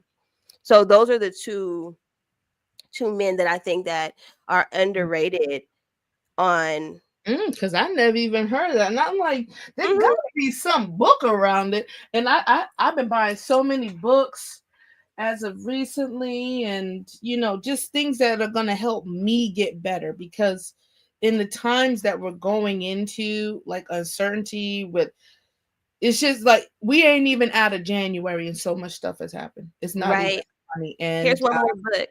go One ahead. more book. Black Thighs, Black Lies, and Bedroom Lies, or something like that. Hold on, let me find it. Yeah, come on. I'm That putting it book- in my chat. There's like several those 3 books I read in 1 year, and that's when I sat down. That's really them is the books that made me go, okay, that's enough. Because I'm gonna be out here looking stupid. This is good. We need this. Don't tell me I ain't got the proper pencil, pen, or anything. Okay, now what was that again? I'm looking for it so I can make sure I have it in order. Black. Hold on.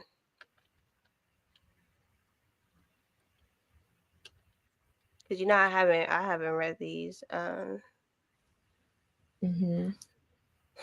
in some years. It's been some years. Oh, here we go. Black Thighs, Black Guys, and Bedroom Lies. That's by Hassani Pettiford too. Black Thighs. Black Guys and Bedroom Lies. Black Guys and Bedroom Lies. Ooh, this is scary. It was scary, actually. That's why I know. I'm like, now, what? But now, if you read this book, now what they tell you, what they telling you online, what they telling you. Let's remove ourselves. Let me remove you real quick.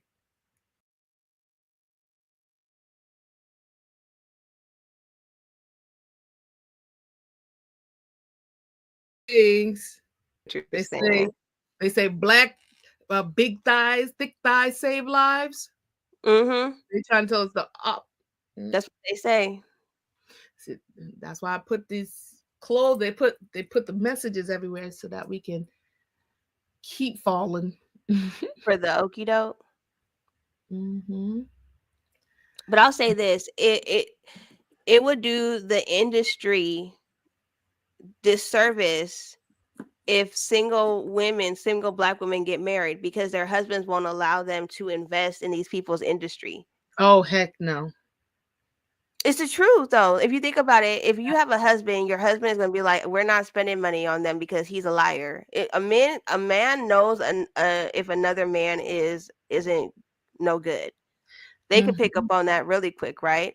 And so if Black women get married and they marry good Black men, the man is going to say, hey, we're not investing in that. You're not going to that church no more because he's not a real man of God. You're not going to that event because he's single, and what advice can he give you? You're not going. Do you see what I'm saying? There's going to be a covering that Black women don't have. And so if they promote Black women getting married, it decreases the industry. It benefits these industries, these places, if we stay single. Hold on. Hold on, girl. Where is my document? Where is... That's just like with the healthcare industry. I mean, like, we should just be real. Every industry is benefited from a niche or a core audience, right? A what do you call it? A customer, consumer. So if you are in the medical industry and you really get fixed, will that industry grow or will it diminish? Right? So I have to give you something that's going to make you a consistent consumer.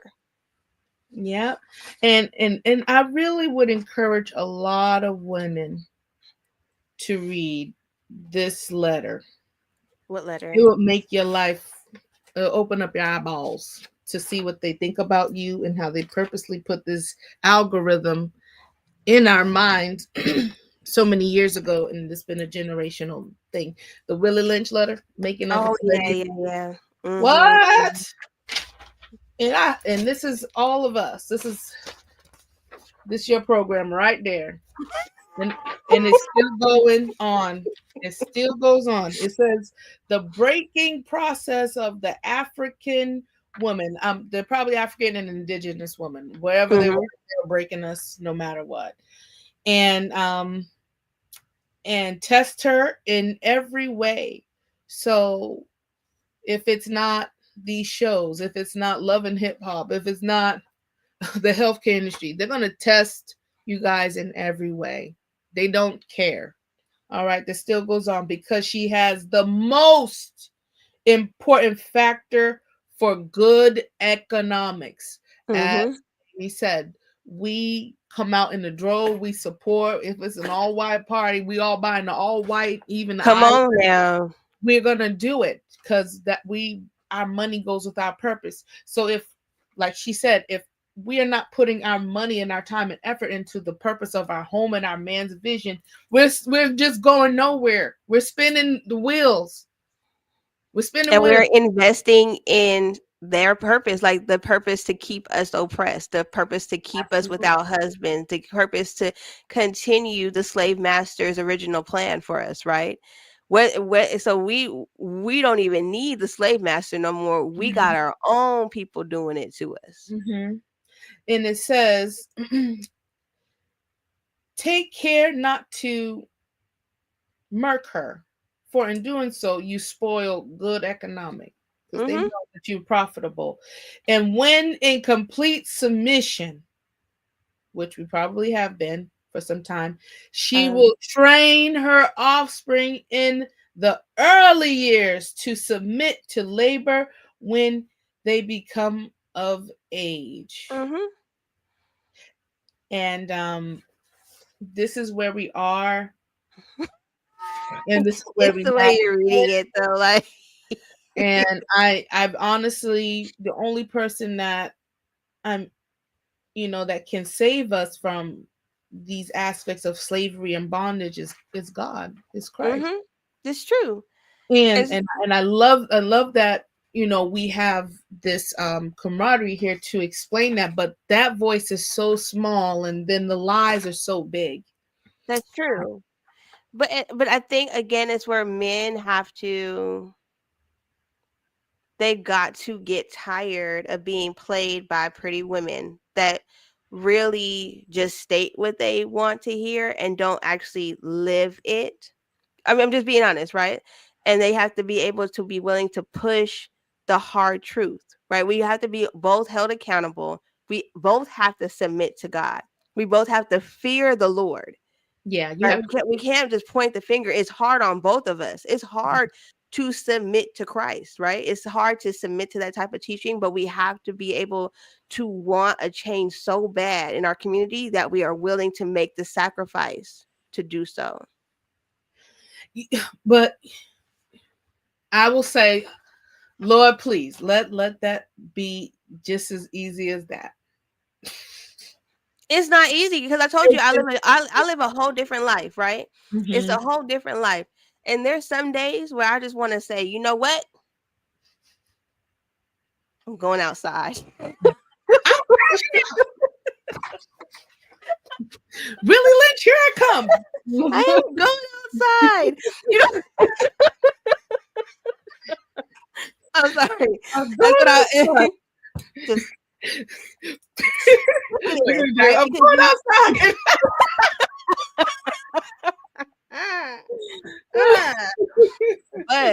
But to be completely honest, I wouldn't make it out there. I wouldn't make it out there at all. And I kind of like the life I live. Like I like the peace that I have. I like that. But you have to get to the point where you like that. You know what I'm saying? Where you learn how to live unbothered. and you want the betterment of your community. That Right. has to be because it's so much bigger than you, right? These generations get left here. Okay, like my son said this. My son came home and he said, "There's something wrong with these girls." This is my son. He's in high school, right? He said, "Why?" She said they were having a conversation in their class, and he said the girl said that she doesn't like good guys because they're boring. Mm, This is in high school. right. He said she said that, and I thought it was just her opinion, and then all the other girls agreed with her. And so he said, "Well, I'm never gonna be a bad boy. Like, so I guess you just never gonna like me then, because I'm not doing it. I'm Right. not changing to appease you because I want a girl so bad. Y'all got to get your lives together. Because a bad boy is all he's gonna do is take you through the ringer, and then you're Mhm. gonna come to this good guy later, and you're gonna want me to save you, and I don't want you." Right. And he has every right to decline the Right. card. But that's scary to me. But that's scary to me to know that there's girls out here that have that Already. mindset. Mhm. Yeah. And they're what, in the 10th, 11th grade? Right. Okay. It's the same tune but a different flavor, a different remix, because I think we enjoyed getting into like boyfriend and girlfriend relationships back then. It wasn't, it was age appropriate. For me in my experience. But like, and there wasn't a lot of like promiscuous content out as it is today. The music wasn't like direct, it was more indirect. Yeah, but it type. was nasty too. Yeah, it Now was that I like, nasty, but not like or it just was different. And then the BET Uncut came on at 3 o'clock in the morning, not at 3 o'clock in the afternoon. Okay. And not on TikTok 24/7. You know what I'm saying? And not right. coming to my school, Sexy Red. Hello. How did you do that? She at the Like, daggone middle school. So get it sexy.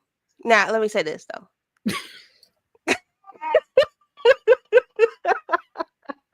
Let me just say this one thing. yeah. That's really catchy. Okay. And I like to put my names in songs, but like, get it, Jamie. Because you can hear it. Can you hear it? Get So it, did you Jamie? do the same thing with cooking with Kaya? Did you do cooking with Jamie? Oh, I don't even know her. See, that's why I be missing stuff. Who is that? there was a girl online where she was just cooking, cooking at home. She wasn't doing no sexy rest. Well, she did a little body twitching. And she was like, cooking with Kaya. And so what was happening is that the guys, they were like, yeah, this is nice. This girl's cooking. And then the guys would sing with her, cooking with Kaya. And then the girlfriend was like, that's freaking cooking with Kaya. She over here twerking her body. But the guys are just like liking the fact that I guess she was a nice looking young lady. And she No, was they like, cooking. no, you're being nice. I think you really do that passive thing. No, they liked it because she was twerking. But no, that wasn't all of it either. But she really cooked food. It wasn't like no crappy food. I really liked what she was cooking. I mean, I'm not saying that she wasn't cooking real food, but there was like a body going with the food. She was a little bit twitchy. But therefore, like we said, if oh my god, these things are not happening at home. Yeah, yes, one. And then two, the wander knives have to stop, like you said. We can't validate, certain things that are not becoming for young women. But, all these excitements, we should have that for our husbands reserved for him so that he doesn't even it doesn't even register like, oh, that girl, she's just trying to get some attention. Maybe not. But that has to start with the man before he meet the wife, though. He got to learn self-control. That's true. That's true. Yeah, but I mean, yeah, you learn self-control. But I will tell you, because the bums on the street don't look. They don't be looking. Them bums on the street, they don't be looking at other women with no teeth. You feel me? Like David can fall. I ain't gonna put no pressure or nothing past any person. But got a it's different like, type of loyalty. I'm you just gotta, saying. I mean, I don't care if you look, you just don't have to touch. I could deal with that because I know when Jim Caviezel, Superman from Marvel, he's hot. Oh, you don't mind them looking because you're going to be looking. No, I just like he's handsome. No, but because you don't mind him looking at other women because No, you're gonna it's be not that. looking. I've come to understand that there are prettier people than me or more attractive people than me. I understand that men look. So by me accepting that, it's not much of a bother or saying, well, I'm going to look too. No, it's not that. I just understand that there's more attractive people than There's me. a difference between looking and lusting, though. So Yeah, I think no, I there's ain't like gonna a look at nobody. distinguishing Yeah. between looking and lusting, because you can admire beautiful things. There's beautiful Mhm. things all the time. Women admire beautiful women, right? Yeah. Okay, but we don't lust after that woman. There's Yeah. a distinct difference between the two. I'm not talking about lust. I'm just talking about, oh, that girl's nice. Ooh, okay. No, but majority of men lust though. Like when they start looking, they start imagining. But I know that it may be an imagine, but I'm saying, like, if it's a woman in passing, he'll never see her again or what. I can't say like, oh, You turn never your head. know. Pop. You don't never know if he's gonna see her again, because the way Satan sets things up, he will. Because we got the internet. I ain't thinking that deep. We got the internet. The internet, you can find anybody, anytime, any location. It's so access. You can download an app and cheat. There's an app that helps you cheat on your mate. We have those now. There's apps that are actually set up to safely cheat on your significant other. That's the society we live in.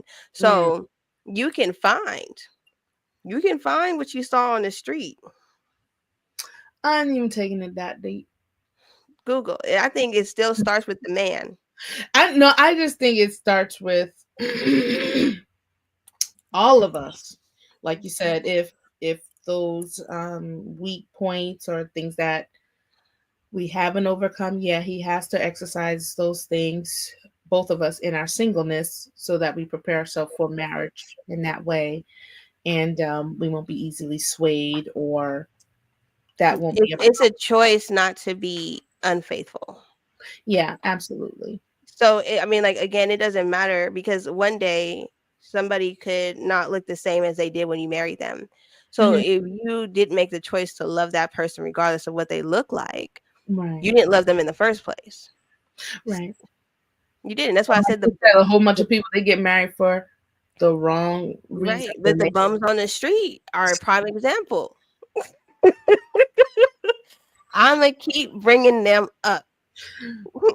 Well, fine. Okay, we're gonna have you're gonna, instead of a pop the balloon, you're gonna be bummed to marriage. Like you're gonna be on the street, dressed the most horrible way, dirty head, smelly breath, right out of the bed. Don't wash up for a whole. That's not what I'm saying. What I'm saying is at your worst, and then what I'm saying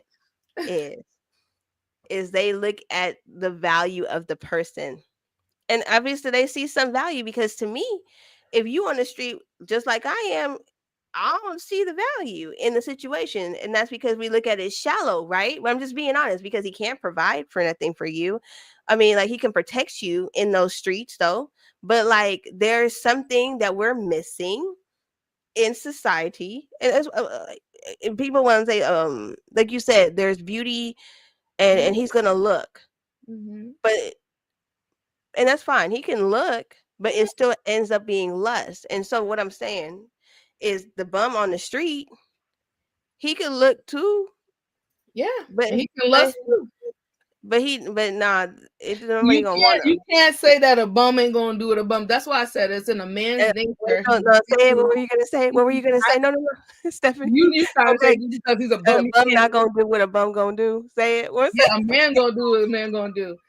And if that's what I'm saying, like if a person out of my sight and mind says like, oh my God, but I got to stop that. That's not a God. Like, that's self-checking, that's self-regulation, because those are character traits within himself that he has built he fears the Lord and respects himself and respects his covenant that he made. I can accept that. See, that's being real. I know that there's pretty women. I know that this girl got better looking feet than me. These old Fred Flintstone feet. You know what I'm saying? That got a why are we telling people that you have Flintstone feet though? But that's like, okay. That's it. But this is it. You have to accept, like you said, that bum. I have to accept who the real me is, because a man, when they want to see you, they don't want to see with all the filters and catfish and all that stuff. They want to see you and your Fred Flintstone feet and everything. Then they're like, okay, that's cool, because sometimes they don't really big up things as we do as women. They just see you for who you are, and they're like, okay. Men are more accepting that way than the women, where we pop our balloon for belt buckles and no, them pants were tight. I don't care what you say. I don't care how you feel about that. Them pants were tight. And that tells me that he probably wears tighty whities, and that is just unacceptable at that age. Underwear.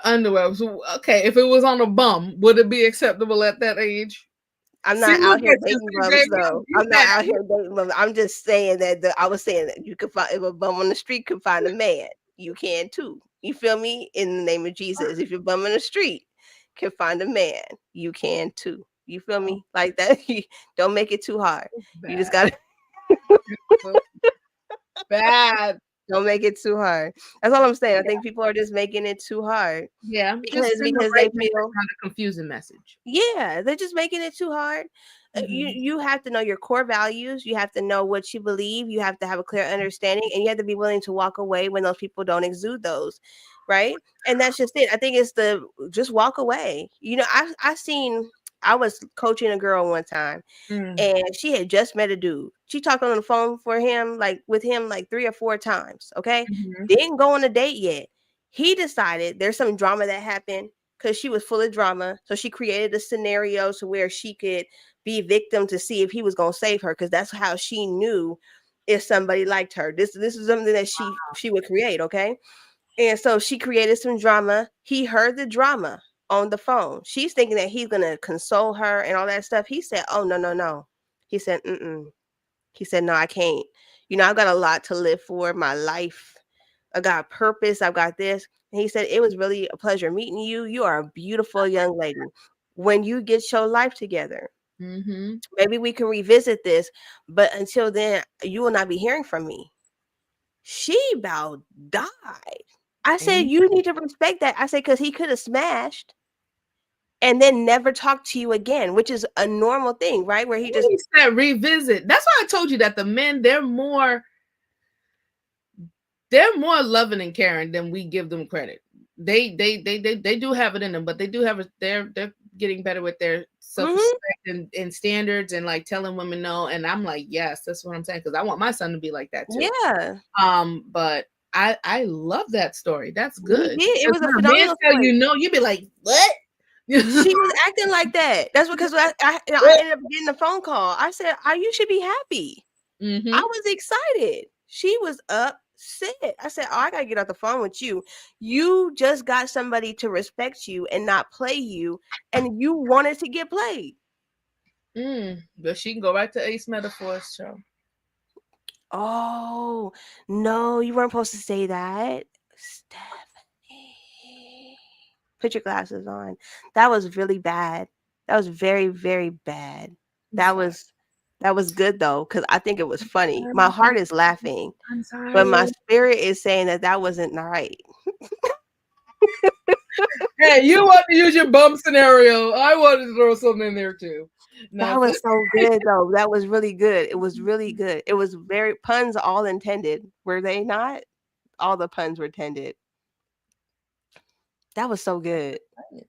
You know, but I just let you know that's where there's the market for the liars, deceivers, and the false prophets, and the false pastors, and these false house. And these are what the men that see. That's like you said, they're not going to align themselves with these houses. They're going to stay at home. I'd rather stay at home, which is probably the safer place, because they might get upset and like That is the proper place for them to go. And I told him, I said, why do you guys just stay home? Why can't you guys find and seek a real house?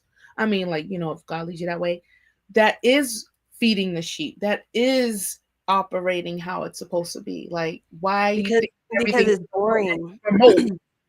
It's not, everything is not going to work remote all the time. You got to get in the field.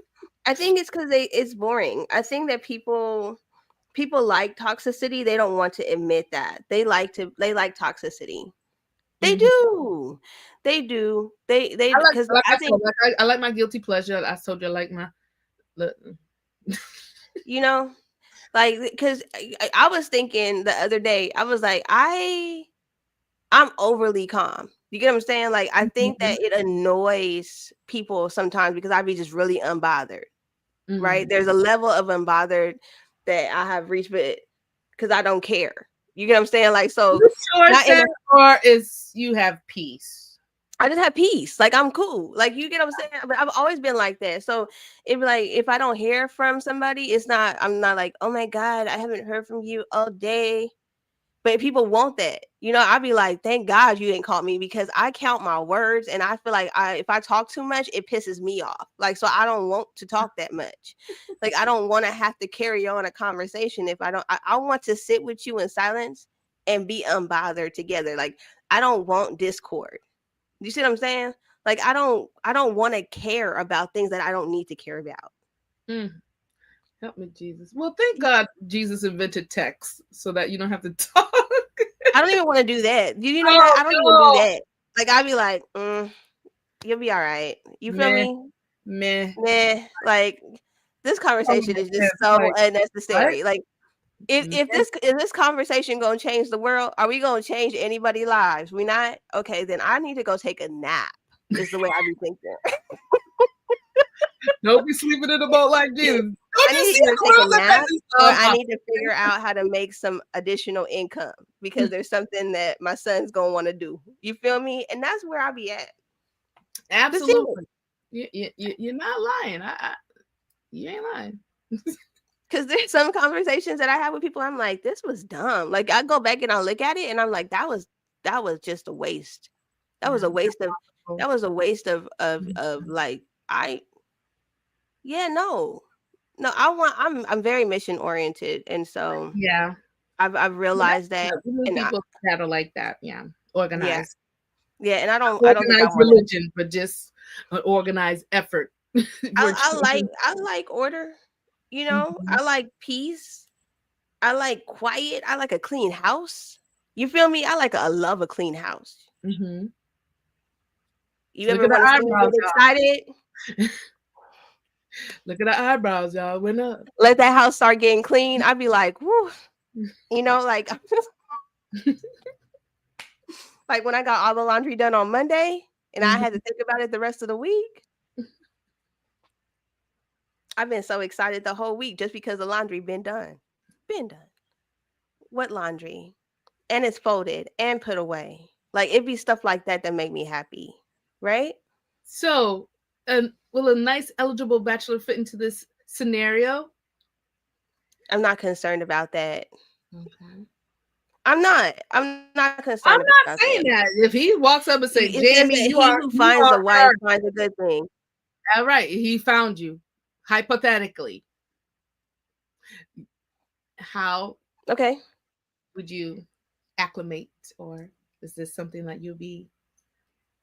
I mean, if he wants to go, and he got to be calm. Like, I mean, I'm willing to go travel. I'm willing to do things, but he got to be calm. You're not calm when I say that, but like, he got to try not to agitate me. I don't want no triangulation in my life. I don't want like none of that. Right? I need for you to be at peace with your life. I don't need for you to need attention the negative way, because you're gonna get attention, but I don't need you to be creating scenarios to piss me off.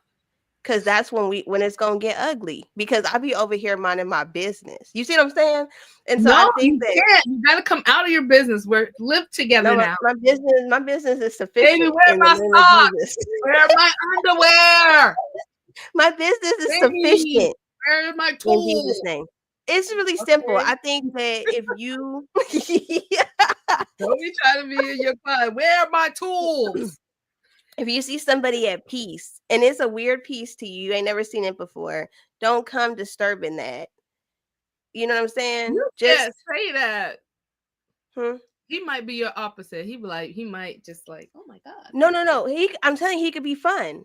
You know, he could be fun, but don't create scenarios that involve other people. Do you see what I'm saying? Like you Like can what? be like the what you see on the Tonight's Conversation. None of that. I didn't even talk about none of that. I'm saying people bring that type of stuff to relationships, but and they create chaos. Don't create chaos. You can be fun. You can be my polar opposite. You can want to travel and do all kinds of stuff. I'm okay with that. But don't be bringing no craziness, Like what?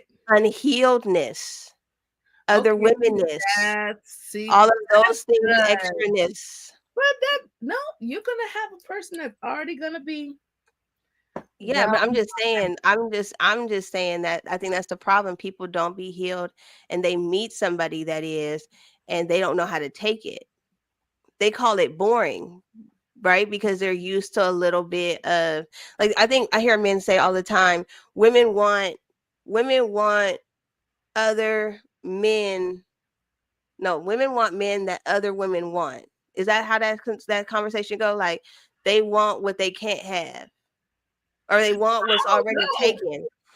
Those Yes, thoughts ain't even in my brain. but no, this is what men say in these streets. They say that women desire men that are already taken. That thought ain't even in my brain. Okay, well, that's what they say. And I've heard them say it on several times, right? That's not what I want. I don't want that. I don't care. I don't care what another woman wants. You get what I'm saying? And so I don't desire the triangulation of what that would cause. See, somebody Yeah, says but that, but true. It's true. And Thank so you, Stanley. Finally, somebody Mm-mm. shows up in the comments. I after 3 don't hours. believe that that's like, I think any woman that desires another woman's man or another man that is taken is something wrong with you, because you're creating a competition in your head that's not even a competition. He's already taken. And if you desire that, that's weird. You get what I'm saying? So what I'm saying is I don't want a man that likes that type of drama either. Because there's men that like that type of oh, I'm wanted by all these women and whatever. All that. I don't want that. I don't know, but I want a regular man. I just want a regular man. that's all that- you gotta say. You gotta yeah, no, I want a regular man that knows his purpose. yeah, that's the thing Okay. I like. Mm-hmm. That's see, look, somebody said most women don't want a man no other woman desires. I don't know what that is. That don't register with me. Stop playing. Listen, read the comment. It don't register with You me. are having cognitive dissonance right now, and I need you to come back to reality. My You read the Willie Lynch letter and you forgot. You need to come back. I don't care about all that. This don't register with me. No, I don't like that, because you know what? I'm like, wow, this is kind of cool. But the thing is, Oh wow! I just Unfortunately, my wedding ring draws more than it repels. but that's only because it's a symbol. No, It's a see, you're symbol not listening to what he said. Stanley, she's not listening. She's doing the woman But thing. that's a perversion. I don't think in a perverted tone. I don't think in a perverted mindset. I get what you're saying, but the perverted mindset is a reality. Stanley is telling you here as a witness that women are more attracted to him because of his wedding ring. Okay, but then we know that that's a false guise. It's like, you know that you're married and you know that this lady is like, oh, Stanley, you know that's already the serpent right there. Now Stanley don't have to know that, because what if Stanley don't know the Lord? What if Stanley don't know? Stanley, do you know the Lord? Stanley, do you have a relationship with the Lord? When those women hit on you, how does that feel? Do you like that attention, Stanley? Now these are legitimate questions. I'm not trying to be funny, because Some men like the attention that comes with it. Sometimes people get married because they want attention from other people. If this is the mindset of the masses, we got a problem. But listen, darling, let me tell you. You don't have to be married to wear a ring on your effing finger. Let me just make it that plain. This is what I'm saying. It doesn't matter. It's just a symbol. If that man does not have those character that you're seeking, that's not your man. If this is all I got to put on to say that I got to get some, bring me down to K Jewelers right now. Let me get that little ring off of Amazon. And he doesn't have to be in a covenant to even. So you're saying men should wear fake rings so that they can get attention? But that's what I'm saying. If it just like Prototype said, he said he wore the rings, right, to get the specific attention. He said that? When did he say that? That was on the last show you was on. Oh, that's what he said? I didn't hear that. He said he wore the ring. Yes, he wore a ring to get a specific job because he knew, not from the woman's aspect, he said in general, it garners respect and a different adoration from people around him. So it's not necessarily the women. Actually, it's a business deal maker. So that person may trust you more because he's already been proven that he can provide and he can do these things. And that's just across the board. As I said, what a symbol it represents. That's why I said that. Now, if that guy's a goon, that's a different thing. You know what I'm saying? Stanley said it even when he don't have his ring on, there's a married vibe that's given off. So they could smell it. They could smell married. That's what Stanley said. But that's now that has to be the level of discernment of knowing that that's the enemy. But what if they don't know the Lord? Cheating is never an acceptable principle, whether saved or unsaved, because even in sports, when you cheat, it's a violation. So it's never an acceptable principle. Because not everybody say, I don't believe in the Bible. Okay, then let's bring it to sports, something that you understand. You're going to get penalized. And a professional knows what a ring mark looks like. Cause cheater to take the ring off. All right. So now they're professionals. Professional what, Stanley? A woman or a hoe? Because that's two different things. Whoa. Let's call it as what it is. It's not acceptable. Still happens daily, though. See, he said it happens daily. I know that's not our mindset. Because I don't look at, like, if I see a married man, I'm excited. Like, oh my gosh, thank the Lord you decided to make that. Like, oh my goodness, that guy looks nice. And then I see that, yeah, I'm excited. I'm excited. Run like a roach. Scatter. But I don't understand how that makes that somebody more appealing. We would have to talk to the professional not carers, homewreckers, to say that, because either that's a target, either that's a mark. We need to get sprinkle. You think we should? She's injected so much poison into the dating scene. I'm gonna reach out to her. A woman, not a prostitute. If you're serious about this dude and he has that, I just took off my ring mark. Excuse me. All right, so Black women already have the answer. What is the answer?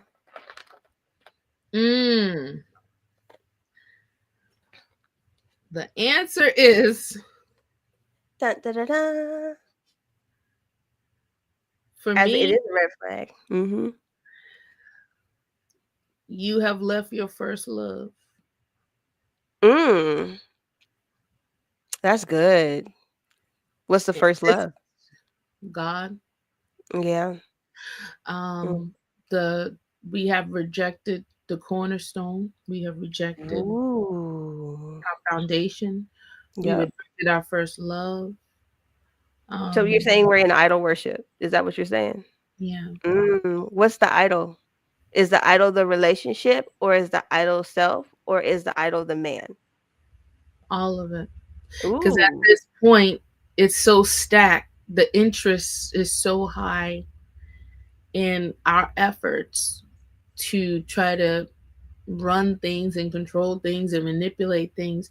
It's just the debt is so much. That's why Jesus really had to come and save, because in our efforts to try to fix things, we probably wouldn't even, it would be just like the American debt, just too much that nobody can.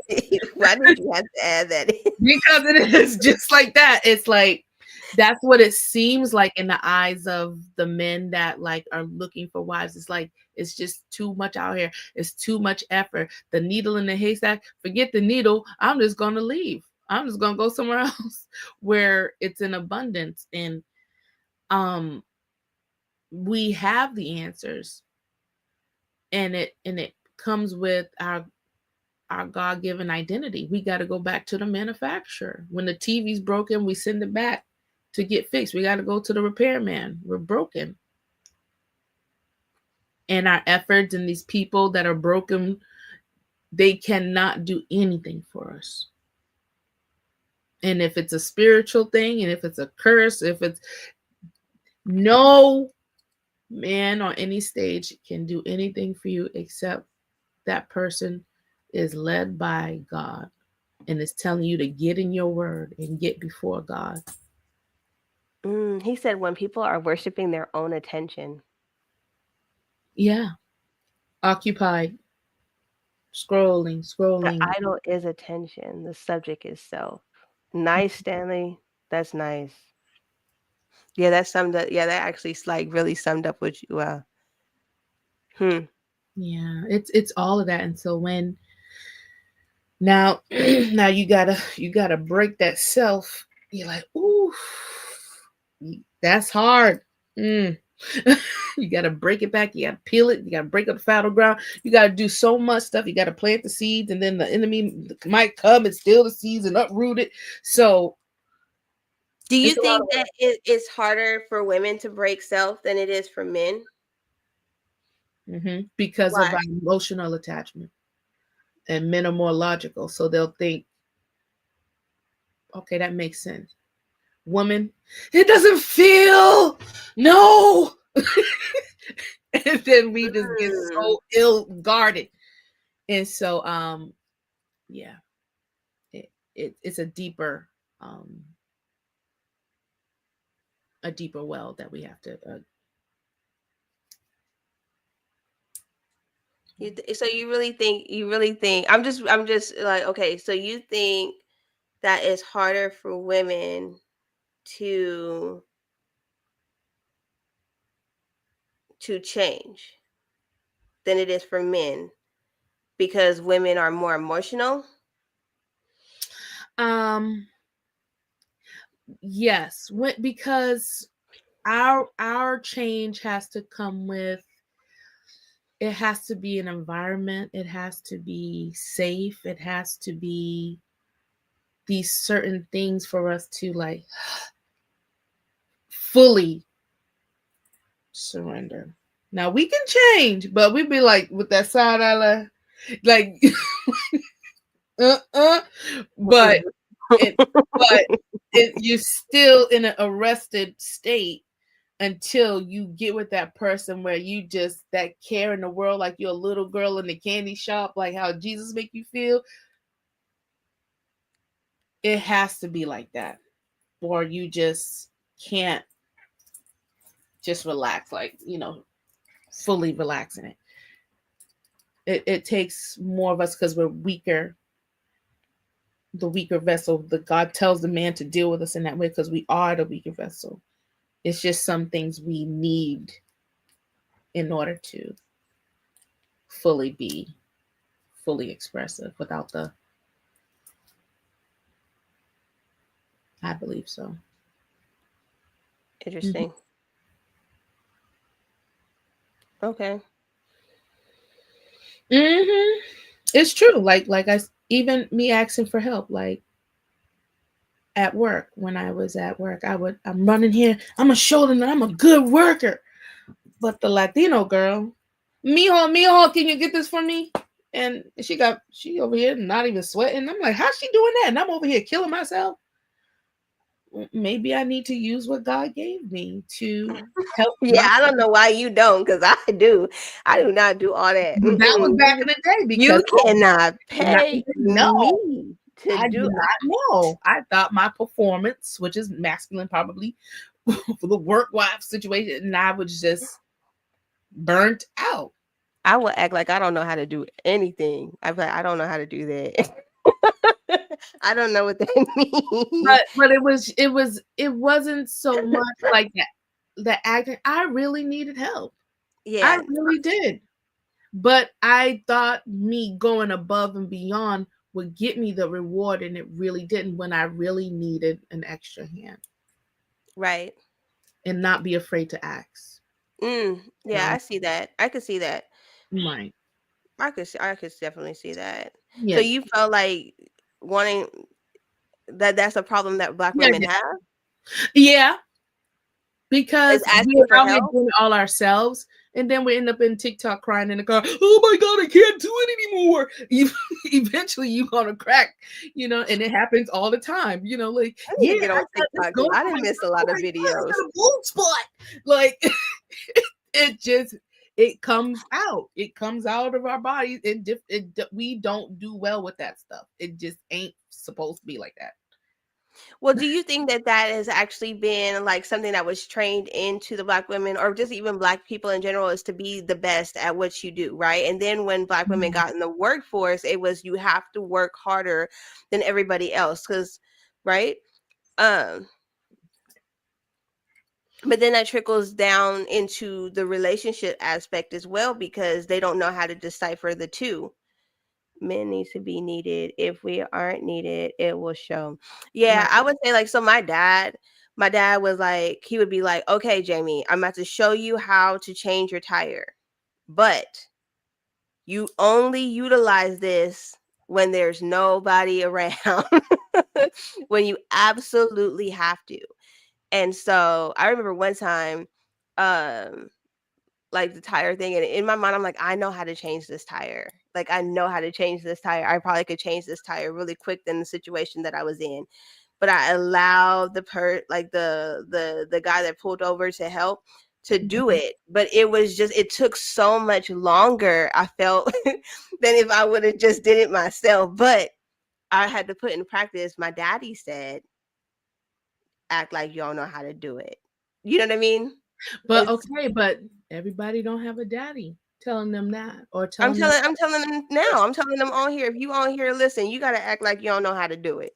But I'm saying now, from a woman, it could sound like, oh, that's manipulative. But if your daddy's telling you, you know what I'm saying? That's like, Stanley said what a man is. Yeah, Stanley said he told his daughter the same thing. Like my dad. When the instructions, a lot of this stuff, we are missing it from the home. Yeah. And if we can just, like you said, have the answers, like all the answers are way back there, Yeah, that's true. I remember when my dad, like, he caught me outside. He was like, "You're gonna learn how to change your oil." I started crying. I don't know how to change my oil. I do have a design. I started crying. I was like, I am a girl and I do not change oil. And I had a come apart, like a real one. And but he did show me how to do it. But like, I thought I was gonna die, because I was like, I don't even want to think that I know how to change oil. But now I'm grateful though, because I could be in a mess up situation and be able to. Yeah, you can't do that. Yeah, you're absolutely right. My friend, she was going through that, and I was like, yeah, what you said. He said, like, you're a big dog. You can handle everything. And so it was very tough for her. And I said, well, you just got to learn you got to unlearn a lot of things, boo. And I said, you have to ask for help, or the man has to. And And you gotta choose some masculine men.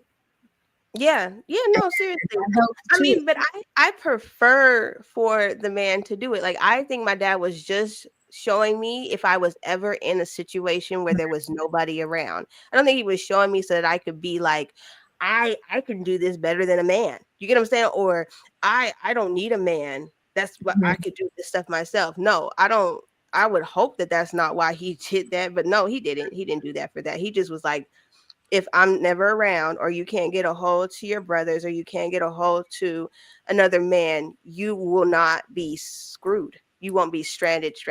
So that was probably the And this guy that I follow online, the friend that I talk to often, he always emphasizes on a lot of lives. He said a lot of you men out here just talk about how you're gonna live and this and that. He said, I don't hear nobody ever talking about contingencies, making plans, the plan A, B, C, D, getting the family ready to do this. And yeah. I break my leg for 6 months. Okay, I got 6 months of rent saved up. So it's like a lot of men, they're still learning how to be men, but now you got to go above and beyond. We got to do the planning and all this stuff, Right? The layout and everything, and the contingencies and all the passing of this and what this. And I'm like, yeah, that's called vision, and we need more vision, but wise men that are capable of men that can show the men that reputable, trustworthy guys, and submitted to God. Like, we will be the total arsenal, the total package out here. Right. And I believe that. I think that even, like, for instance, if I was to get married and I didn't know how to change a tire, I would like for my husband to at least show me how to change the tire, because he may not be around all the time, right? Or there might, right? And so that's a part of a contingency plan, is to show me how to be able to survive if something happened to you. What is this house going to function like if you are disabled for a moment? You know what I mean? So yeah, that guy is right. And I do think don't want you in a position to deal with a stranger. See, and that's true, because you never know what's going to happen. Like, because anything could have happened with that person that pulled over to help, right? But thank God it didn't, but it still could have. So I do believe you're right. I think that women, we already have the answer. The thing is that we don't want the answer, and we don't want to have to admit that we need to change. So there's that discussion about submission, right? The submission discussion. Yeah. And I didn't get to give my answer because I had to leave that day. So I kind of want to touch on that, because there's this misconception that it's in women's nature to be submissive, okay? But according to the word of God, God had to command her to be ruled by her husband. So it's not in women's nature to submit to anything, because if that was the case, she would have submitted to what the word of God said when he said not to eat the fruit off of that tree.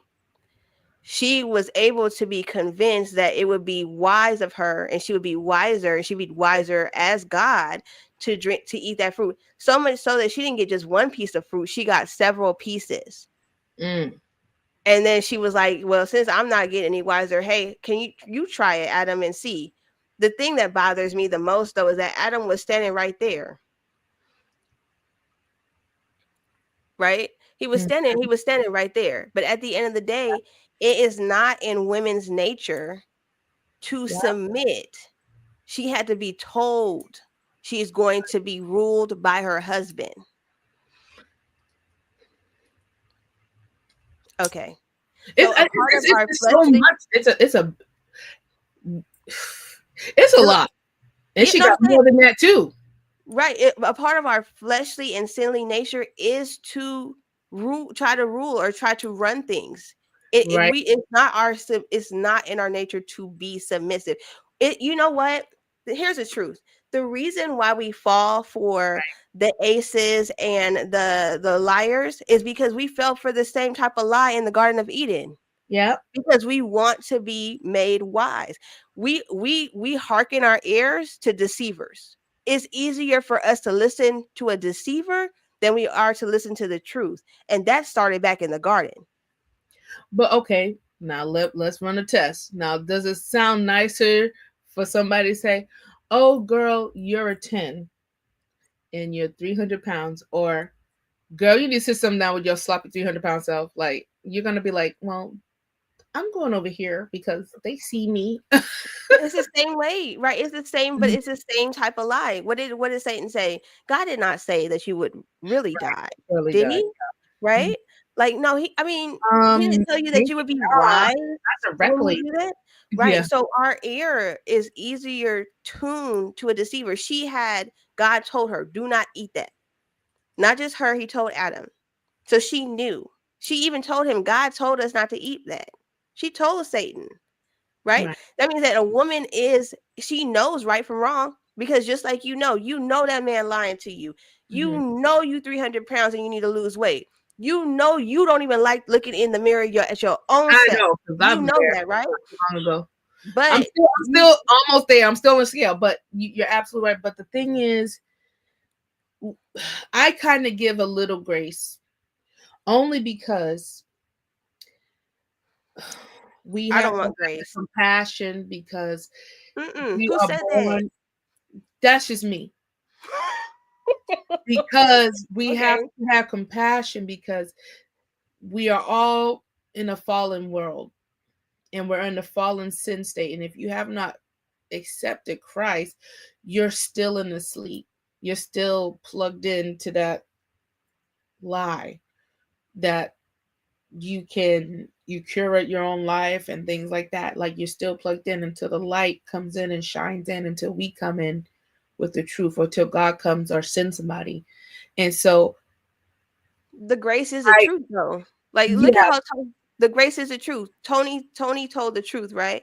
It wasn't nice. People be in his comments all the time like, Tony, you're very harsh. Tony, but what do you want me to do? You want me to make it sound pretty? There's nothing pretty about the truth, right? There's nothing pretty about the truth. Yeah. I'm just saying, I'm still gonna say it, but I will say it to them. And that's, like you said, even if I did have to speak in parables because it went over your head, I still can break it down. I still have enough flow in the spirit that I can break it down to you using trees. That's like I said, right? The guy with the tight pants, he didn't have friends. You can't have friends if they let you walk out the house looking like that. Even the show host wasn't nice to you, because if I was the show host, I would have said, "Hey, bruh, look, come here. Them pants, we not putting you out there like that." Right? But that's because that's the grace and the compassion I would have. I'd be like, "Nah, I want you to really find somebody. Them pants, we got to find. Can somebody go get him some pants?" But that's the mindset. But there's people that capitalize on people on these shows looking stupid, and so they're gonna let them go on there with them tight pants that, you know, if you sat down, it's gonna rip in the crack. It's gonna rip. But how am I supposed to come and tell you not to, that you made a bad purchase with your money? That was his money that he made a conscious purchase with. Now, when he discovers that the pants were too tight, now I can school you, because now I don't want your advice then, because I think I'm fly. And then, so when it works against me, listen, I'm gonna tell him the truth, because ain't nobody else gonna tell him, obviously, because he ain't got no friends. That's like if I knew he had a booger in his nose before we started to hit record on the button, right? I would be like, hey, come here, and I'll whisper, bruh, you got to go to the bathroom. You don't feel that in your nose? It's right there. you don't feel that. But a booger is different than a pants. Okay? All of it matters. That's like no. Sometimes you have to get hit with reality. Now, the thing is, you thought the pants were it, but what did Maurice say? He said, results say that was a lie. Yeah, no, I'm gonna tell them. So even if they split on you, or if they were just too tight, or if you're really uncomfortable, then you have to come to the self-realization, like, oh my God, like, because the prodigal son, nobody could tell him nothing. He took what he wanted. His own father could not even stop him. It's not the same thing, though. Yes, it is. It's the exact same thing, because he felt that I'm about to do this thing. I'm getting ready to leave and live my life. And when he had to come to the slop of his realization, like, I don't We're even talking belong. about pants that were too tight. Maybe It's he the needed same. somebody to It's tell called him. awareness. It's awareness. Yeah, nah, Some I wouldn't let him on the awareness show. come this way. Some awareness is accepted. Some awareness is accepted when you fall on your face or your pants split. Yeah, nah. I'm gonna just take the L as like I'm gonna just be that friend. I'm gonna tell you the truth because I expect for you to tell me the truth, and then if Jamie you is a get great offended, friend. if you get if you get That's offended what Stanley said. and you stop talking to me, that's fine because I know that I told you the truth. If I had a friend and she was a liar, she just lied. You know what I'm saying? She looked me in the eyes and lied, not one time but 3 times. You feel me? I was like, bro, you lie, like real lie for real.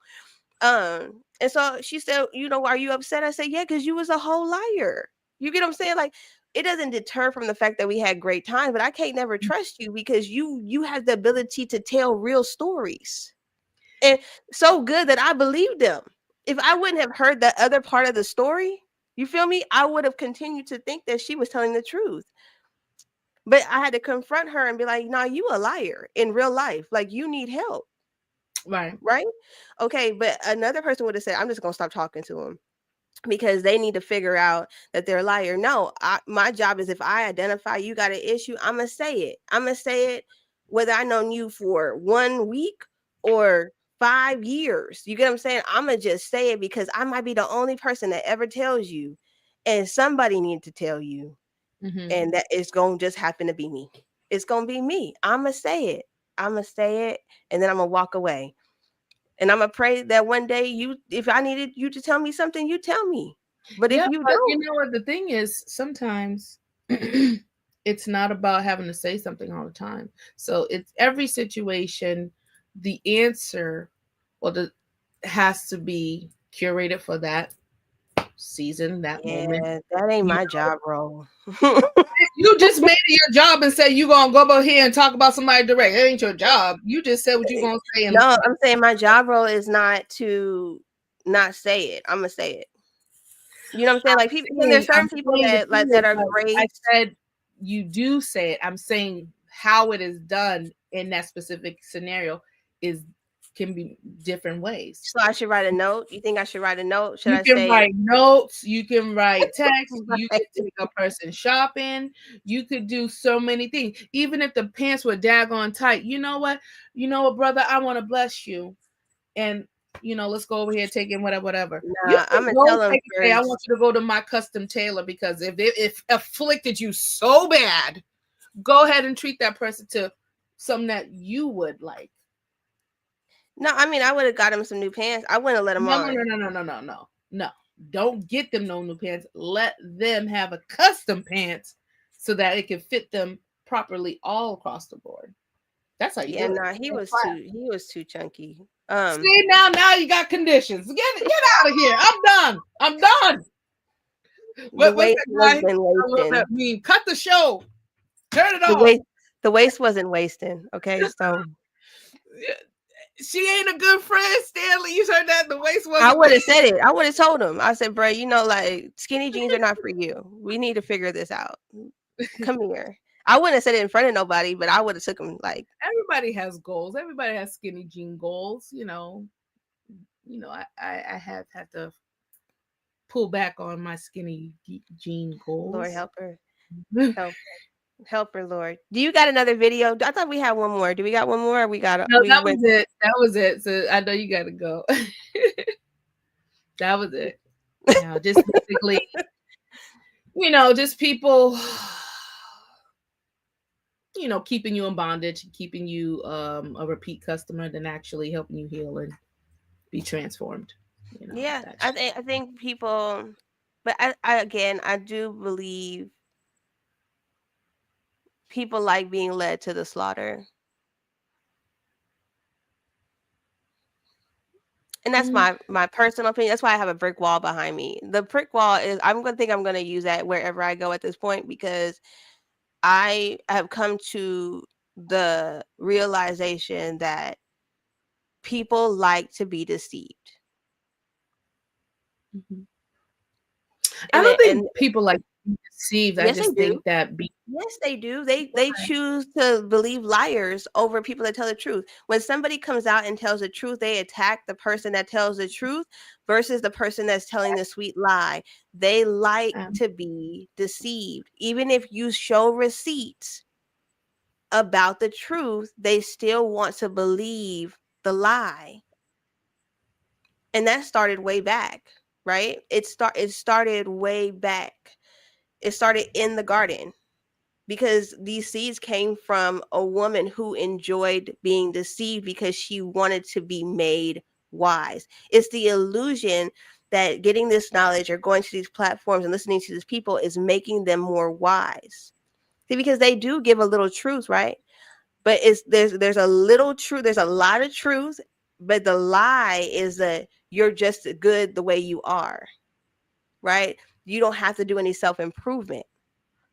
So they may be telling the truth in some aspect about the way that this thought or how they're being treated is wrong, and that may be true. But the lie is that you are just you're good the way you are, and that's not true.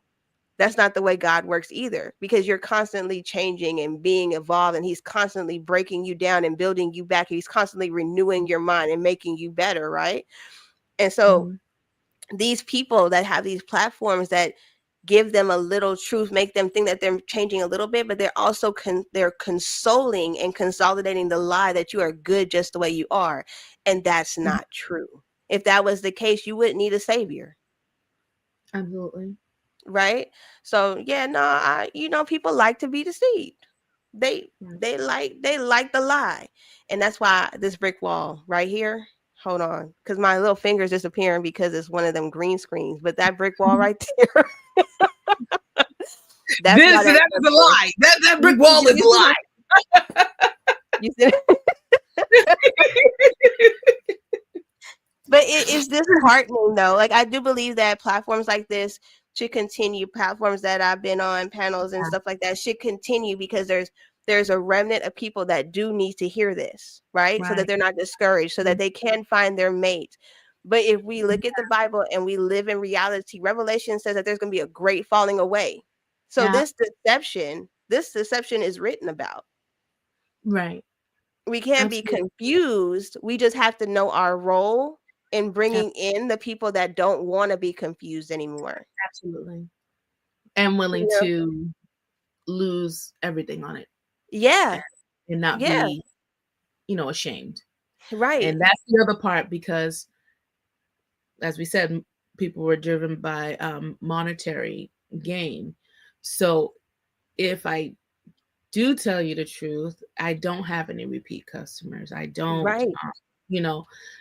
and I get to keep you around, and that's not right. It really isn't. You're right about the no repeat customers, because that's to me, that's a problem that I have, because once I work with you, I really don't want you to come back, but then it's not beneficial for me for you not to come back, because I have a business, right? But it doesn't matter about business, it matters about your soul. Yeah. Right? At this point in time, it's totally different. The agenda is different. It's like, we don't have time. So it's like, it was good while it lasted, world. Yeah. It's hard when you actually help people become better and they don't, you know what I'm saying? It's hard when that's the thing, because you don't have repeat customers, because they go off and they live life according to the word of God, which is what they're supposed to do. He just told me that so I just sent him my information. Oh yes. Well, you have to go. It's so fun. Is it? I did with them one night. I probably did. Yeah, I think I might have showed up a little bit, but I just didn't want to show. He was like, you gotta be on. So I just be all over the place. And sometimes I'll be sleeping. But I just do so much.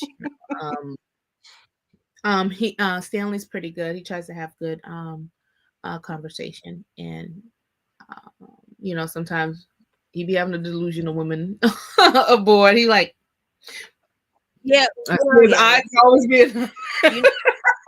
It'd be funny, but saved. You know, what did J. Cole say? Don't save her. She don't want to be saved. You know, that like, you know. A few times. Okay.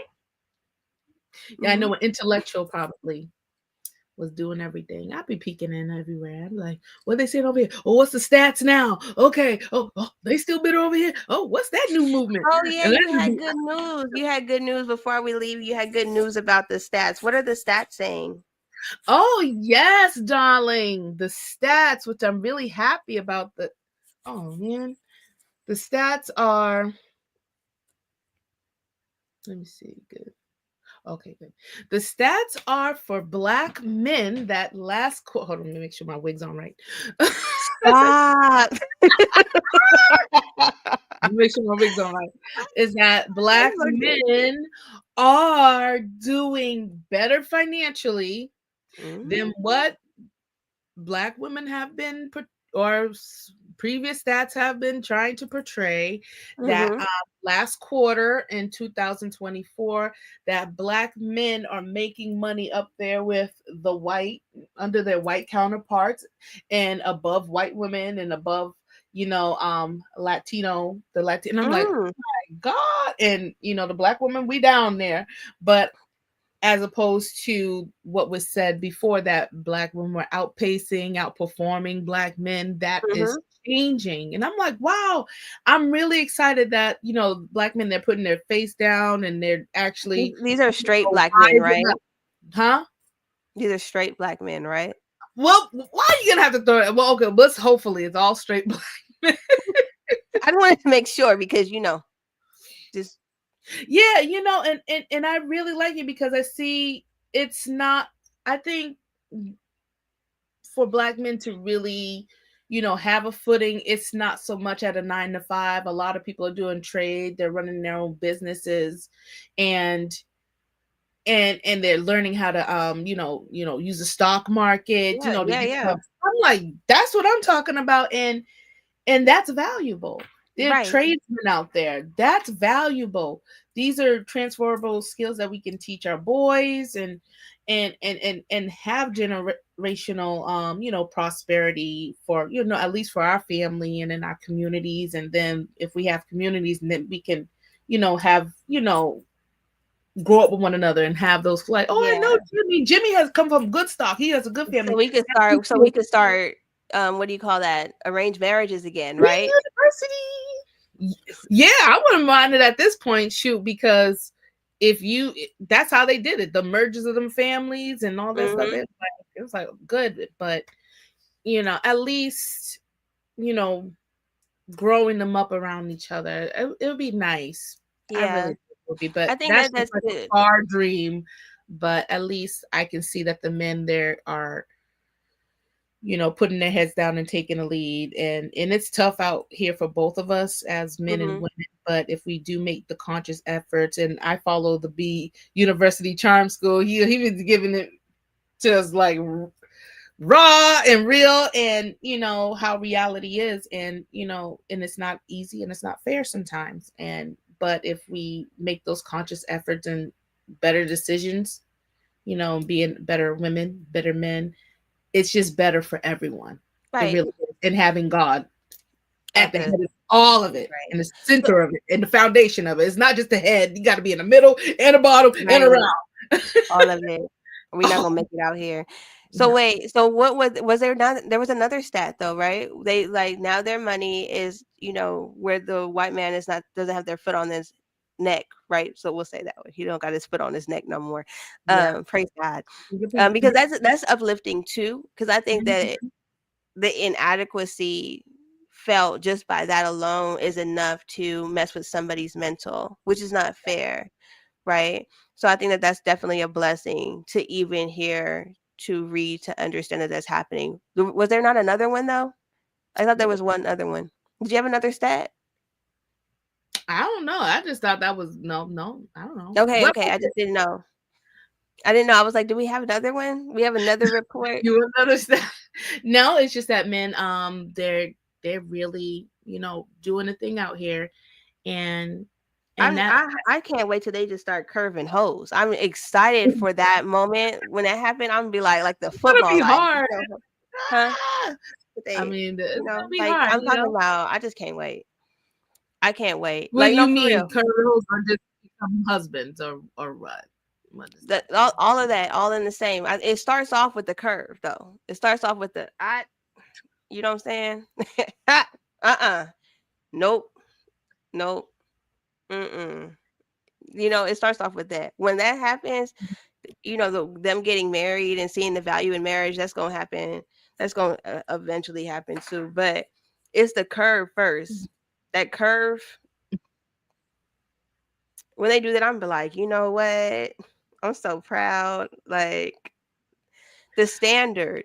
I mean, see, I'm a boy mom, so that's why I get excited to see like boys having a standard, like men having a standard, because they have value. So why would you not have a standard of how you want to be approached, how you want to be treated, what that looks like? No, just because you're cute, you know what I'm saying? Just because you got a nice body, you know what I'm like the curve. I cannot wait. I Like, mean, it's good to have it's good to have standards too, but I really like more than that, I really want my sons to have that masculinity more than anything. yeah, that You know what includes I'm saying? standard. That includes the And, standard. The but the standard. thing And is, it's only comes from what a man can give, and that's it's hard to in all curb honesty. So, 304s. They make sex too easily accessible until we obtain discipline. It's tough. See, Stanley, it is tough, but I just can't wait. Like I'm but you're not excited. a man. This is what I told you, girl. You, and this is what Nate said. He said we're not men, so we can't understand it. But all we can do is pray that I get it, but I'm excited because it's going to happen. I want men so sick of it. I want them so because all they got to do is they got to be tired. They just because when a man's tired, he know how to ignore you. He know how to text you back. He know how to. I want them to be so tired, so sick of this. Like you know what I'm talking about? Like that I'm just disgusted when they get. Oh, I'm so excited because it's happening. Because I'm sick of it. So if I'm sick of it, they gonna get tired too. I pray y'all get tired. Please get tired. Please get tired and be like, I well, am. I'm gonna tell you, either you know this and I know that everybody ain't gonna be saved. So therefore, those that latch on, please, the good quality ones latch on. But those are not things that I worry about, because as long as that man puts his confidence in God and had really good rearing and good accountable instructional men around them, I think they'll be good, because there's just some things that men can't discuss with us that they have to talk over there. There's just some things I know that I can't even discuss with my son, and I just be like, man, something needs to happen. Like I need some male interaction over here, because I just don't have it. Like I can feel the transition of it. Like I just know that it's there, and I'm like, man, well, hopefully it comes together. It will happen. And they're turning around. Like I was saying that I would hope that the way that the men are changing their lives around to become, better for themselves. And if they invite women into their lives and be good providers for their families, I'm hoping that the women would do the same as far as their femininity and attending to that, so that. But it's our job. I think it's our job. Like it's our job to create either programs or environments to train these young ladies. And I'm just being honest, because like I said, my son was having a conversation in his high school, and these young girls are excited with drama. Like they want a man that brings drama, right? So obviously either they're seeing it at home or they're watching it on TV. The parent might not even know that they feel that way. You know what I'm saying? But we got to create Yeah, these sometimes parents don't have conversations with it. Yeah, they don't know. They don't know that their child likes drama. They don't know that. You know what I'm saying? You don't find that out until they can't find a spouse. You can't, you know what I'm saying? Or they get in relationships and they get out, or it's always something going on. So I do believe that we do have to create spaces for young women as women to say, hey, this is because look at I talked about what's her name? What's her name? Sure. What's her name? Sprinkle. And she caught on because she talked to young women. It was a lot of young women who she influenced to be like that. Do you see what I'm saying? And so the young women are looking for role models and advice. They just are latching on to what can get them the bag or what they can get the money or the attention, right? Because that's what they're latching on to witchcraft. I don't know why we can't even say what it is. She is esoteric. Oh, I didn't know that. Oh yeah. She has a store and it has dark stuff in there.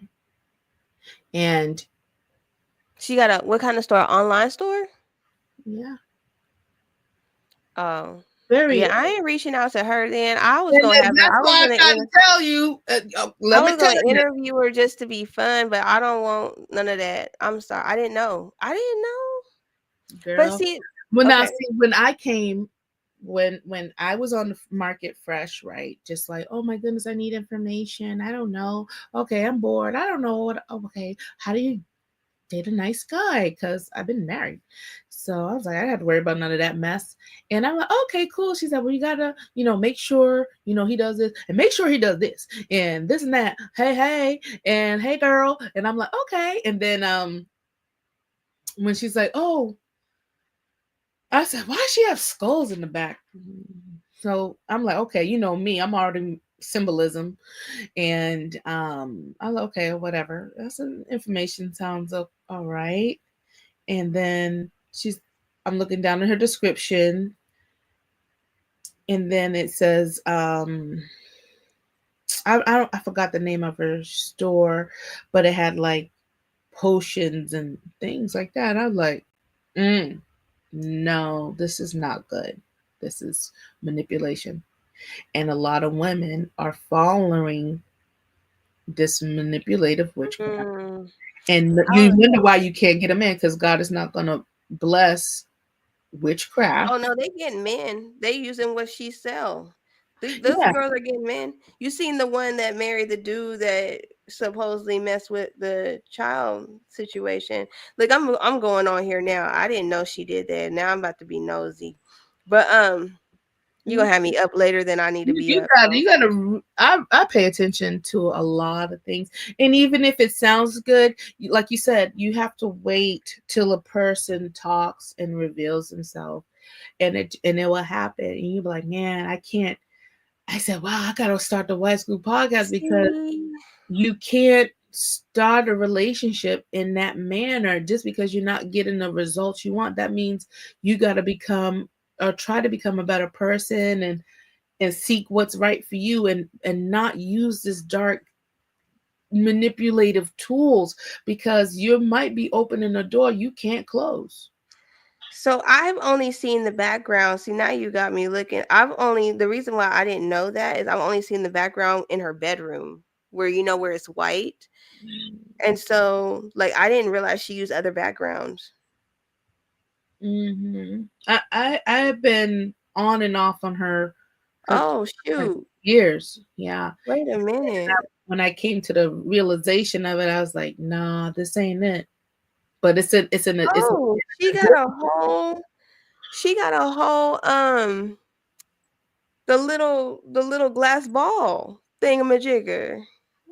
You know what I'm talking about? Like the little she got a whole wait a minute, ain't no way. If you brought like if people were in her chat, if they said, well, if they mentioned Jesus, well, some people, they don't believe in all those things, and you can, I don't subscribe. And so like I was like, nah, this is not good. And her audience has recently grown. and it's just going to contribute to the falling away, and then people getting into stuff that they really shouldn't, and then they're playing all these men, and you know what I'm saying, instead of just being a good woman and developing Honey, yourself. it says Dark Realm Etsy store. Yeah. And this is, yeah. I am flabbergasted. Mhm. That has like, I am taken aback. Yeah. Wow. Mhm. That's deep. But okay. Is it true? Did the man do it or the son do it? How did the story pan out? Any of the, you know what? That story disappeared. You know, What it like what happened? some lady that followed Shira 7 had her own platform where she was teaching girls the Oh same yeah, thing. Miss Isis, the real Isis. Yeah. You're right. Yeah. That thing disappeared. I don't believe he did it. Like, I just don't believe that he did it, because from my understanding, he was trying to leave her anyways, Mm. and then this happened. From my understanding, when I listened to the last person that reviewed it, it was her son that was the perpetrator. That's so sad. It is sad. It is sad. So, since it's disappeared, I would assume that maybe it really was, her child that. Yeah, some people like that's just another ace metaphor type of situation. And even the Billy Carson, all these people like just out here just saying stuff. It's God's just the way tired that you put of that it. in there. So tired of this mess and deceiving his people. And Mhm. yet they go up the bed crying every night, like, how do I get Mhm. out of the situation? He has to dismantle all these things in order for the truth to come through. So we got to stay vigilant in season, out of season, when they want to hear, when they don't want to hear. Because eventually, like Tony said, when I told you not to go over there, now you coming crawling back. Yeah. But I think what the problem is that people aren't in position. Like, I feel like the platforms that are giving the appropriate information, we really aren't supporting each other the way we should. So, like, just like they have a network where they support their rhetoric, we need to come together and network together and push one another so that it can get out there and we can take over the algorithm and the narrative can change. But if we're not supporting each other, I'm throwing this out here because I want everybody to hear this, because I think that is a huge issue that we have, is because Satan is always so much more organized than Oh, people that push great. what the Lord is supposed to than kingdom. That's why the church is so confused, right? Satan is organized. Those people aligned with each other because they had a mission. They wanted to get that money. They saw the niche. The niche was pushing. The niche was making them money, right? And when the money was good, everything was good. Mm-hmm. But they support each other. They put each other on platforms. They encourage each other. That's why I'm here. I'm glad I caught y'all. I'm glad you could, right? I'm glad you did too. But see how, like, if we were to do that for each other and then just team up and create the same type of ambiance, it would be insane how quickly we could take over the algorithm with the correct agenda. Yes, you have to, because like you can have a whole bunch of church folks like sitting in the room, but half of them ain't even there. Yeah, And, no, we don't want that. and I it's mean, like it's hard. You can't even a minute. Well, a woman can't even talk. See, now I can't even talk. But you know what? Too God is petty. I trying tell to God. deliver that. God's trying to deliver that medicine right now. You got to listen, and then your time will come. But if we don't feel like we're robbing one, you know what I'm saying? Like, I'm not trying to usurp. I ain't trying to usurp nothing over you. Okay, I can't even usurp over myself. I'm so lazy. But the crazy thing is that they don't have that problem in the dysfunctional kingdom. Like, they don't have the problem with like letting the female talk, because it still pushes the agenda that they want pushed, right? So we have to get out of our own way and really have each other's back, because it's not easy to do that, but it can be done. Yes, absolutely. It can be done. I pray that it is done. I'm getting me this new book. I'm excited. It's about praying and fasting, and I'm just in my books, just really just trying to reinforce like conversion scriptures and like all those things, so that I know how to talk, how to deliver, how to be open and available during this time, and really hear God, sometimes, and not to speak out of turn. Maybe it's your turn to talk for the next hour, and I had to sit back and say, girl, amen, or let's break down this part. You're like, yes. And then like it's just moving that way. We should be walking on water at this point. Well, yeah. I mean, I'm not trying to though, because I'm not even trying to test the Lord like that. It's not that serious for me. I mean, we don't test, but it's like he said we doing greater works since he was gone away. So it's like it's not that. That's how we supposed to be, so undeniable. But it's probably not that time yet. But that's how we are supposed to be. But we got to be prepared, and people are not being prepared because they're just not having their heads down and doing the work. And then when they are when they meet each other, we're supposed to go, okay, God, how am I supposed to sow into this ministry? How am I supposed to support this person? What is my role? Because I met them for a reason, right? Absolutely. What is my role in this season? And then you move accordingly. And then we create a beautiful network the same way but we're not being opportunistic with each other. We're being mission driven by pushing Christ. Family, and he's gonna invite you, and it's gonna spread like right. So it just starts off like that. It starts off, but we've got to stay focused. Mm-hmm. We can't be discouraged. We can't really listen to their rhetoric. We have to be in tune, because you have to be as wise as a serpent and as gentle as a dove, right? You got to know the enemy's tactics, but you also got to be able to execute the plan and not be distracted. But I think that as believers, we do get distracted. We get distracted because we're like, we know what we're saying is right. Why is it not moving? Well, because it's right. Yeah, well, it's not that. It's just, don't discount that, our words are not big. There's a lot of stuff out here. There's the Prince of Persia, there's demonic opposition, there's principalities over here, it's so much. There's a monitor spirits of making sure that you don't even get the sleepy demon when you read your Bible. Like it's more than just that. It's so much that we cannot see that is going on, that we don't have enough time to be, wasting. We, like you said, we got to get prepared. It's not just being a Christian. We are in the army. We are enlisted. We are enrolled now. We ain't on milk anymore. We got to get that meat, and we got to fight. We got to take up our armor. God's talking about armor. There's a lot of things, like you said, we're not being prepared to do. We should not be over here whining and crying about these relationships. First of all, we need to be, if we ain't going to be in one, we're supposed to be dedicated to God. Right. And if he blesses us to meet up with another powerful man or woman of God, now we can come together, put 10,000 to flight. So it's like he don't want that to come together, because it's gonna, like you said, it's gonna start dismantling things in the spirit, because we see the dysfunction here and we try to fix it here. But we have to pray to fix it in the spiritual realm, so it manifests in the natural realm. We try to fix it in the natural realm mostly, so that it'll do spiritual, but it's reverse. The devil know that you got to break things in the spirit in order for it to manifest in the natural, and to make you violate. So now when you violate that thing that God said, not the spiritual thing, now he has free reign to come in and do what he do and wreak that havoc. And that's what needs to be taught. And it's not the manipulation and get them to pay on your first date and bill. No. You see what I'm saying? And even that lady's associated with dark arts. Even she knows that. Who? Which one? The Shira.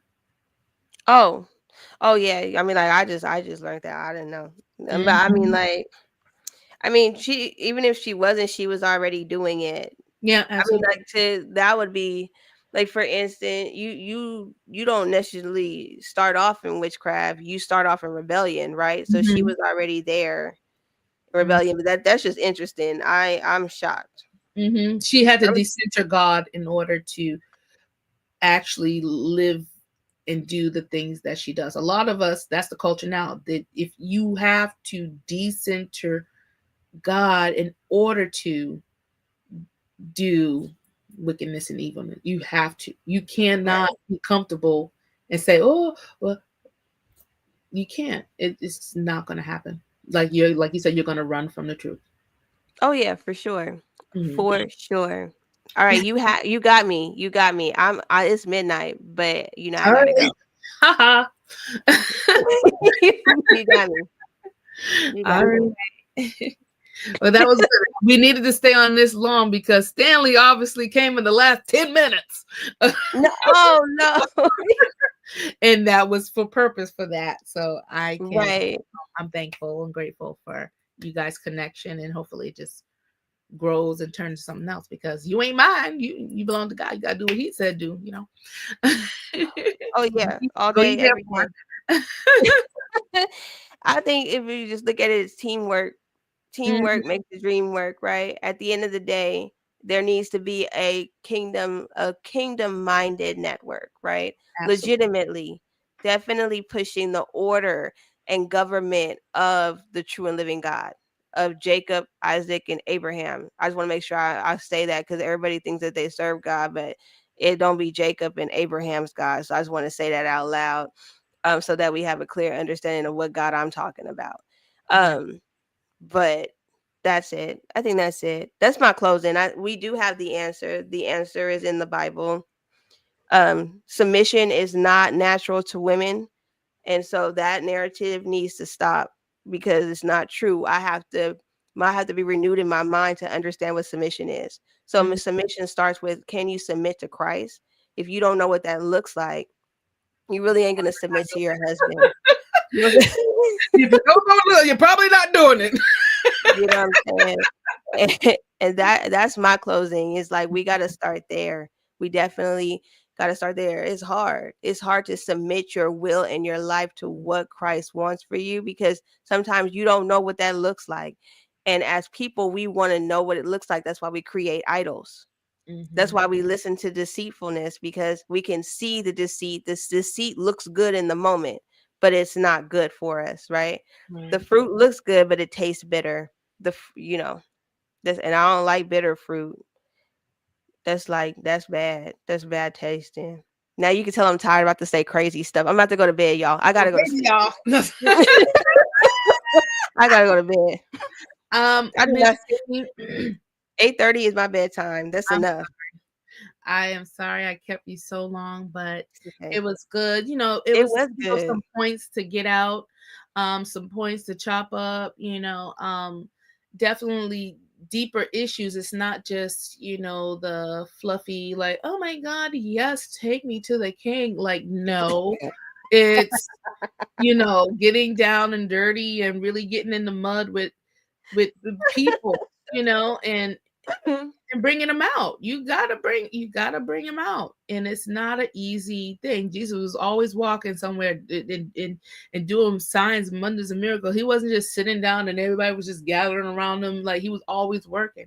And it's not easy, and people are gonna hate on you and say, oh, you're doing this by Beelzebub and the devil. You're like, did you not know somebody's eyes open, they change and transform? You're not even happy about that? Okay. No. So if they wasn't even happy for him, trust and believe you ain't no greater than him. Right. It's gonna come for you. And because we're his disciple and we're having his mind and his likeness. So the enemy is he's highly aware of that. He's highly organized. He's highly watching this. He's highly listening tonight. But that's okay, because greater is he that is in us than he that is in the world. And I'm just thankful that you had time to share with me tonight. And I can't wait till, God just, has that revival, and that will be in place for it. That's all. Yeah. I completely agree. This was phenomenal. We could do it again, but it's going to be a little bit, because it's going to take me a lot to recruit from this, because I do not. She'll be back in April. Oh my my God. I'm really going to be in at 8:30 for real. There's nothing past 8:30 that I need to know. That's I what was I'm like, saying. see, Like, this was your passion. See, like you could talk on things that you're knowledgeable and that you love and you're passionate about. You will not be able to stop. I see if we don't stop right now, you will keep going because you're tired. You're gonna yeah, but I got a lot to say, right? So let me just go to bed. That's what-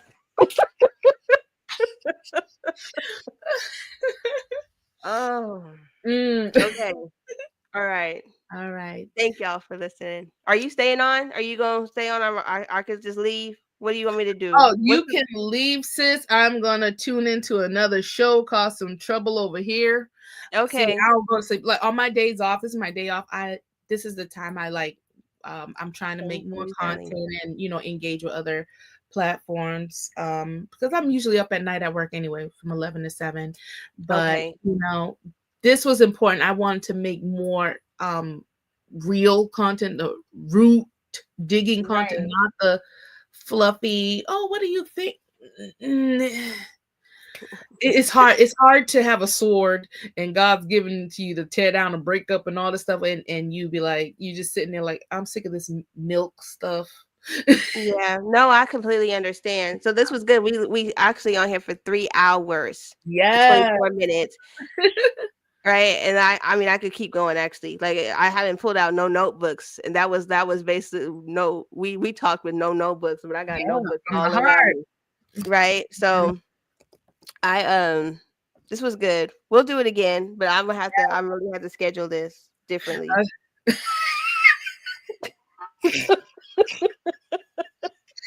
I mean, maybe it's different because like when we did our pre-recorded, it was like, okay, boom. But this one is live. And so now you're getting other people engaging into the conversation. You're like, yes. So what did he say? And so it's like, it's different. It's like real time and, it's a different feel. But, I enjoyed it. So this is good. We were supposed to do this based on the other. Mm-hmm. But I'm excited. I'm gonna reach out to you. I got something that I know you're gonna want to get on, but I can't say it on here because I gotta. I'll know tomorrow. I'm gonna message you now, though. I'm gonna tell you what happened based off of your interview. Somebody reached out to me, and I was like, "Ain't no way," but I'm message you. All right, because I think you're gonna want to hop on.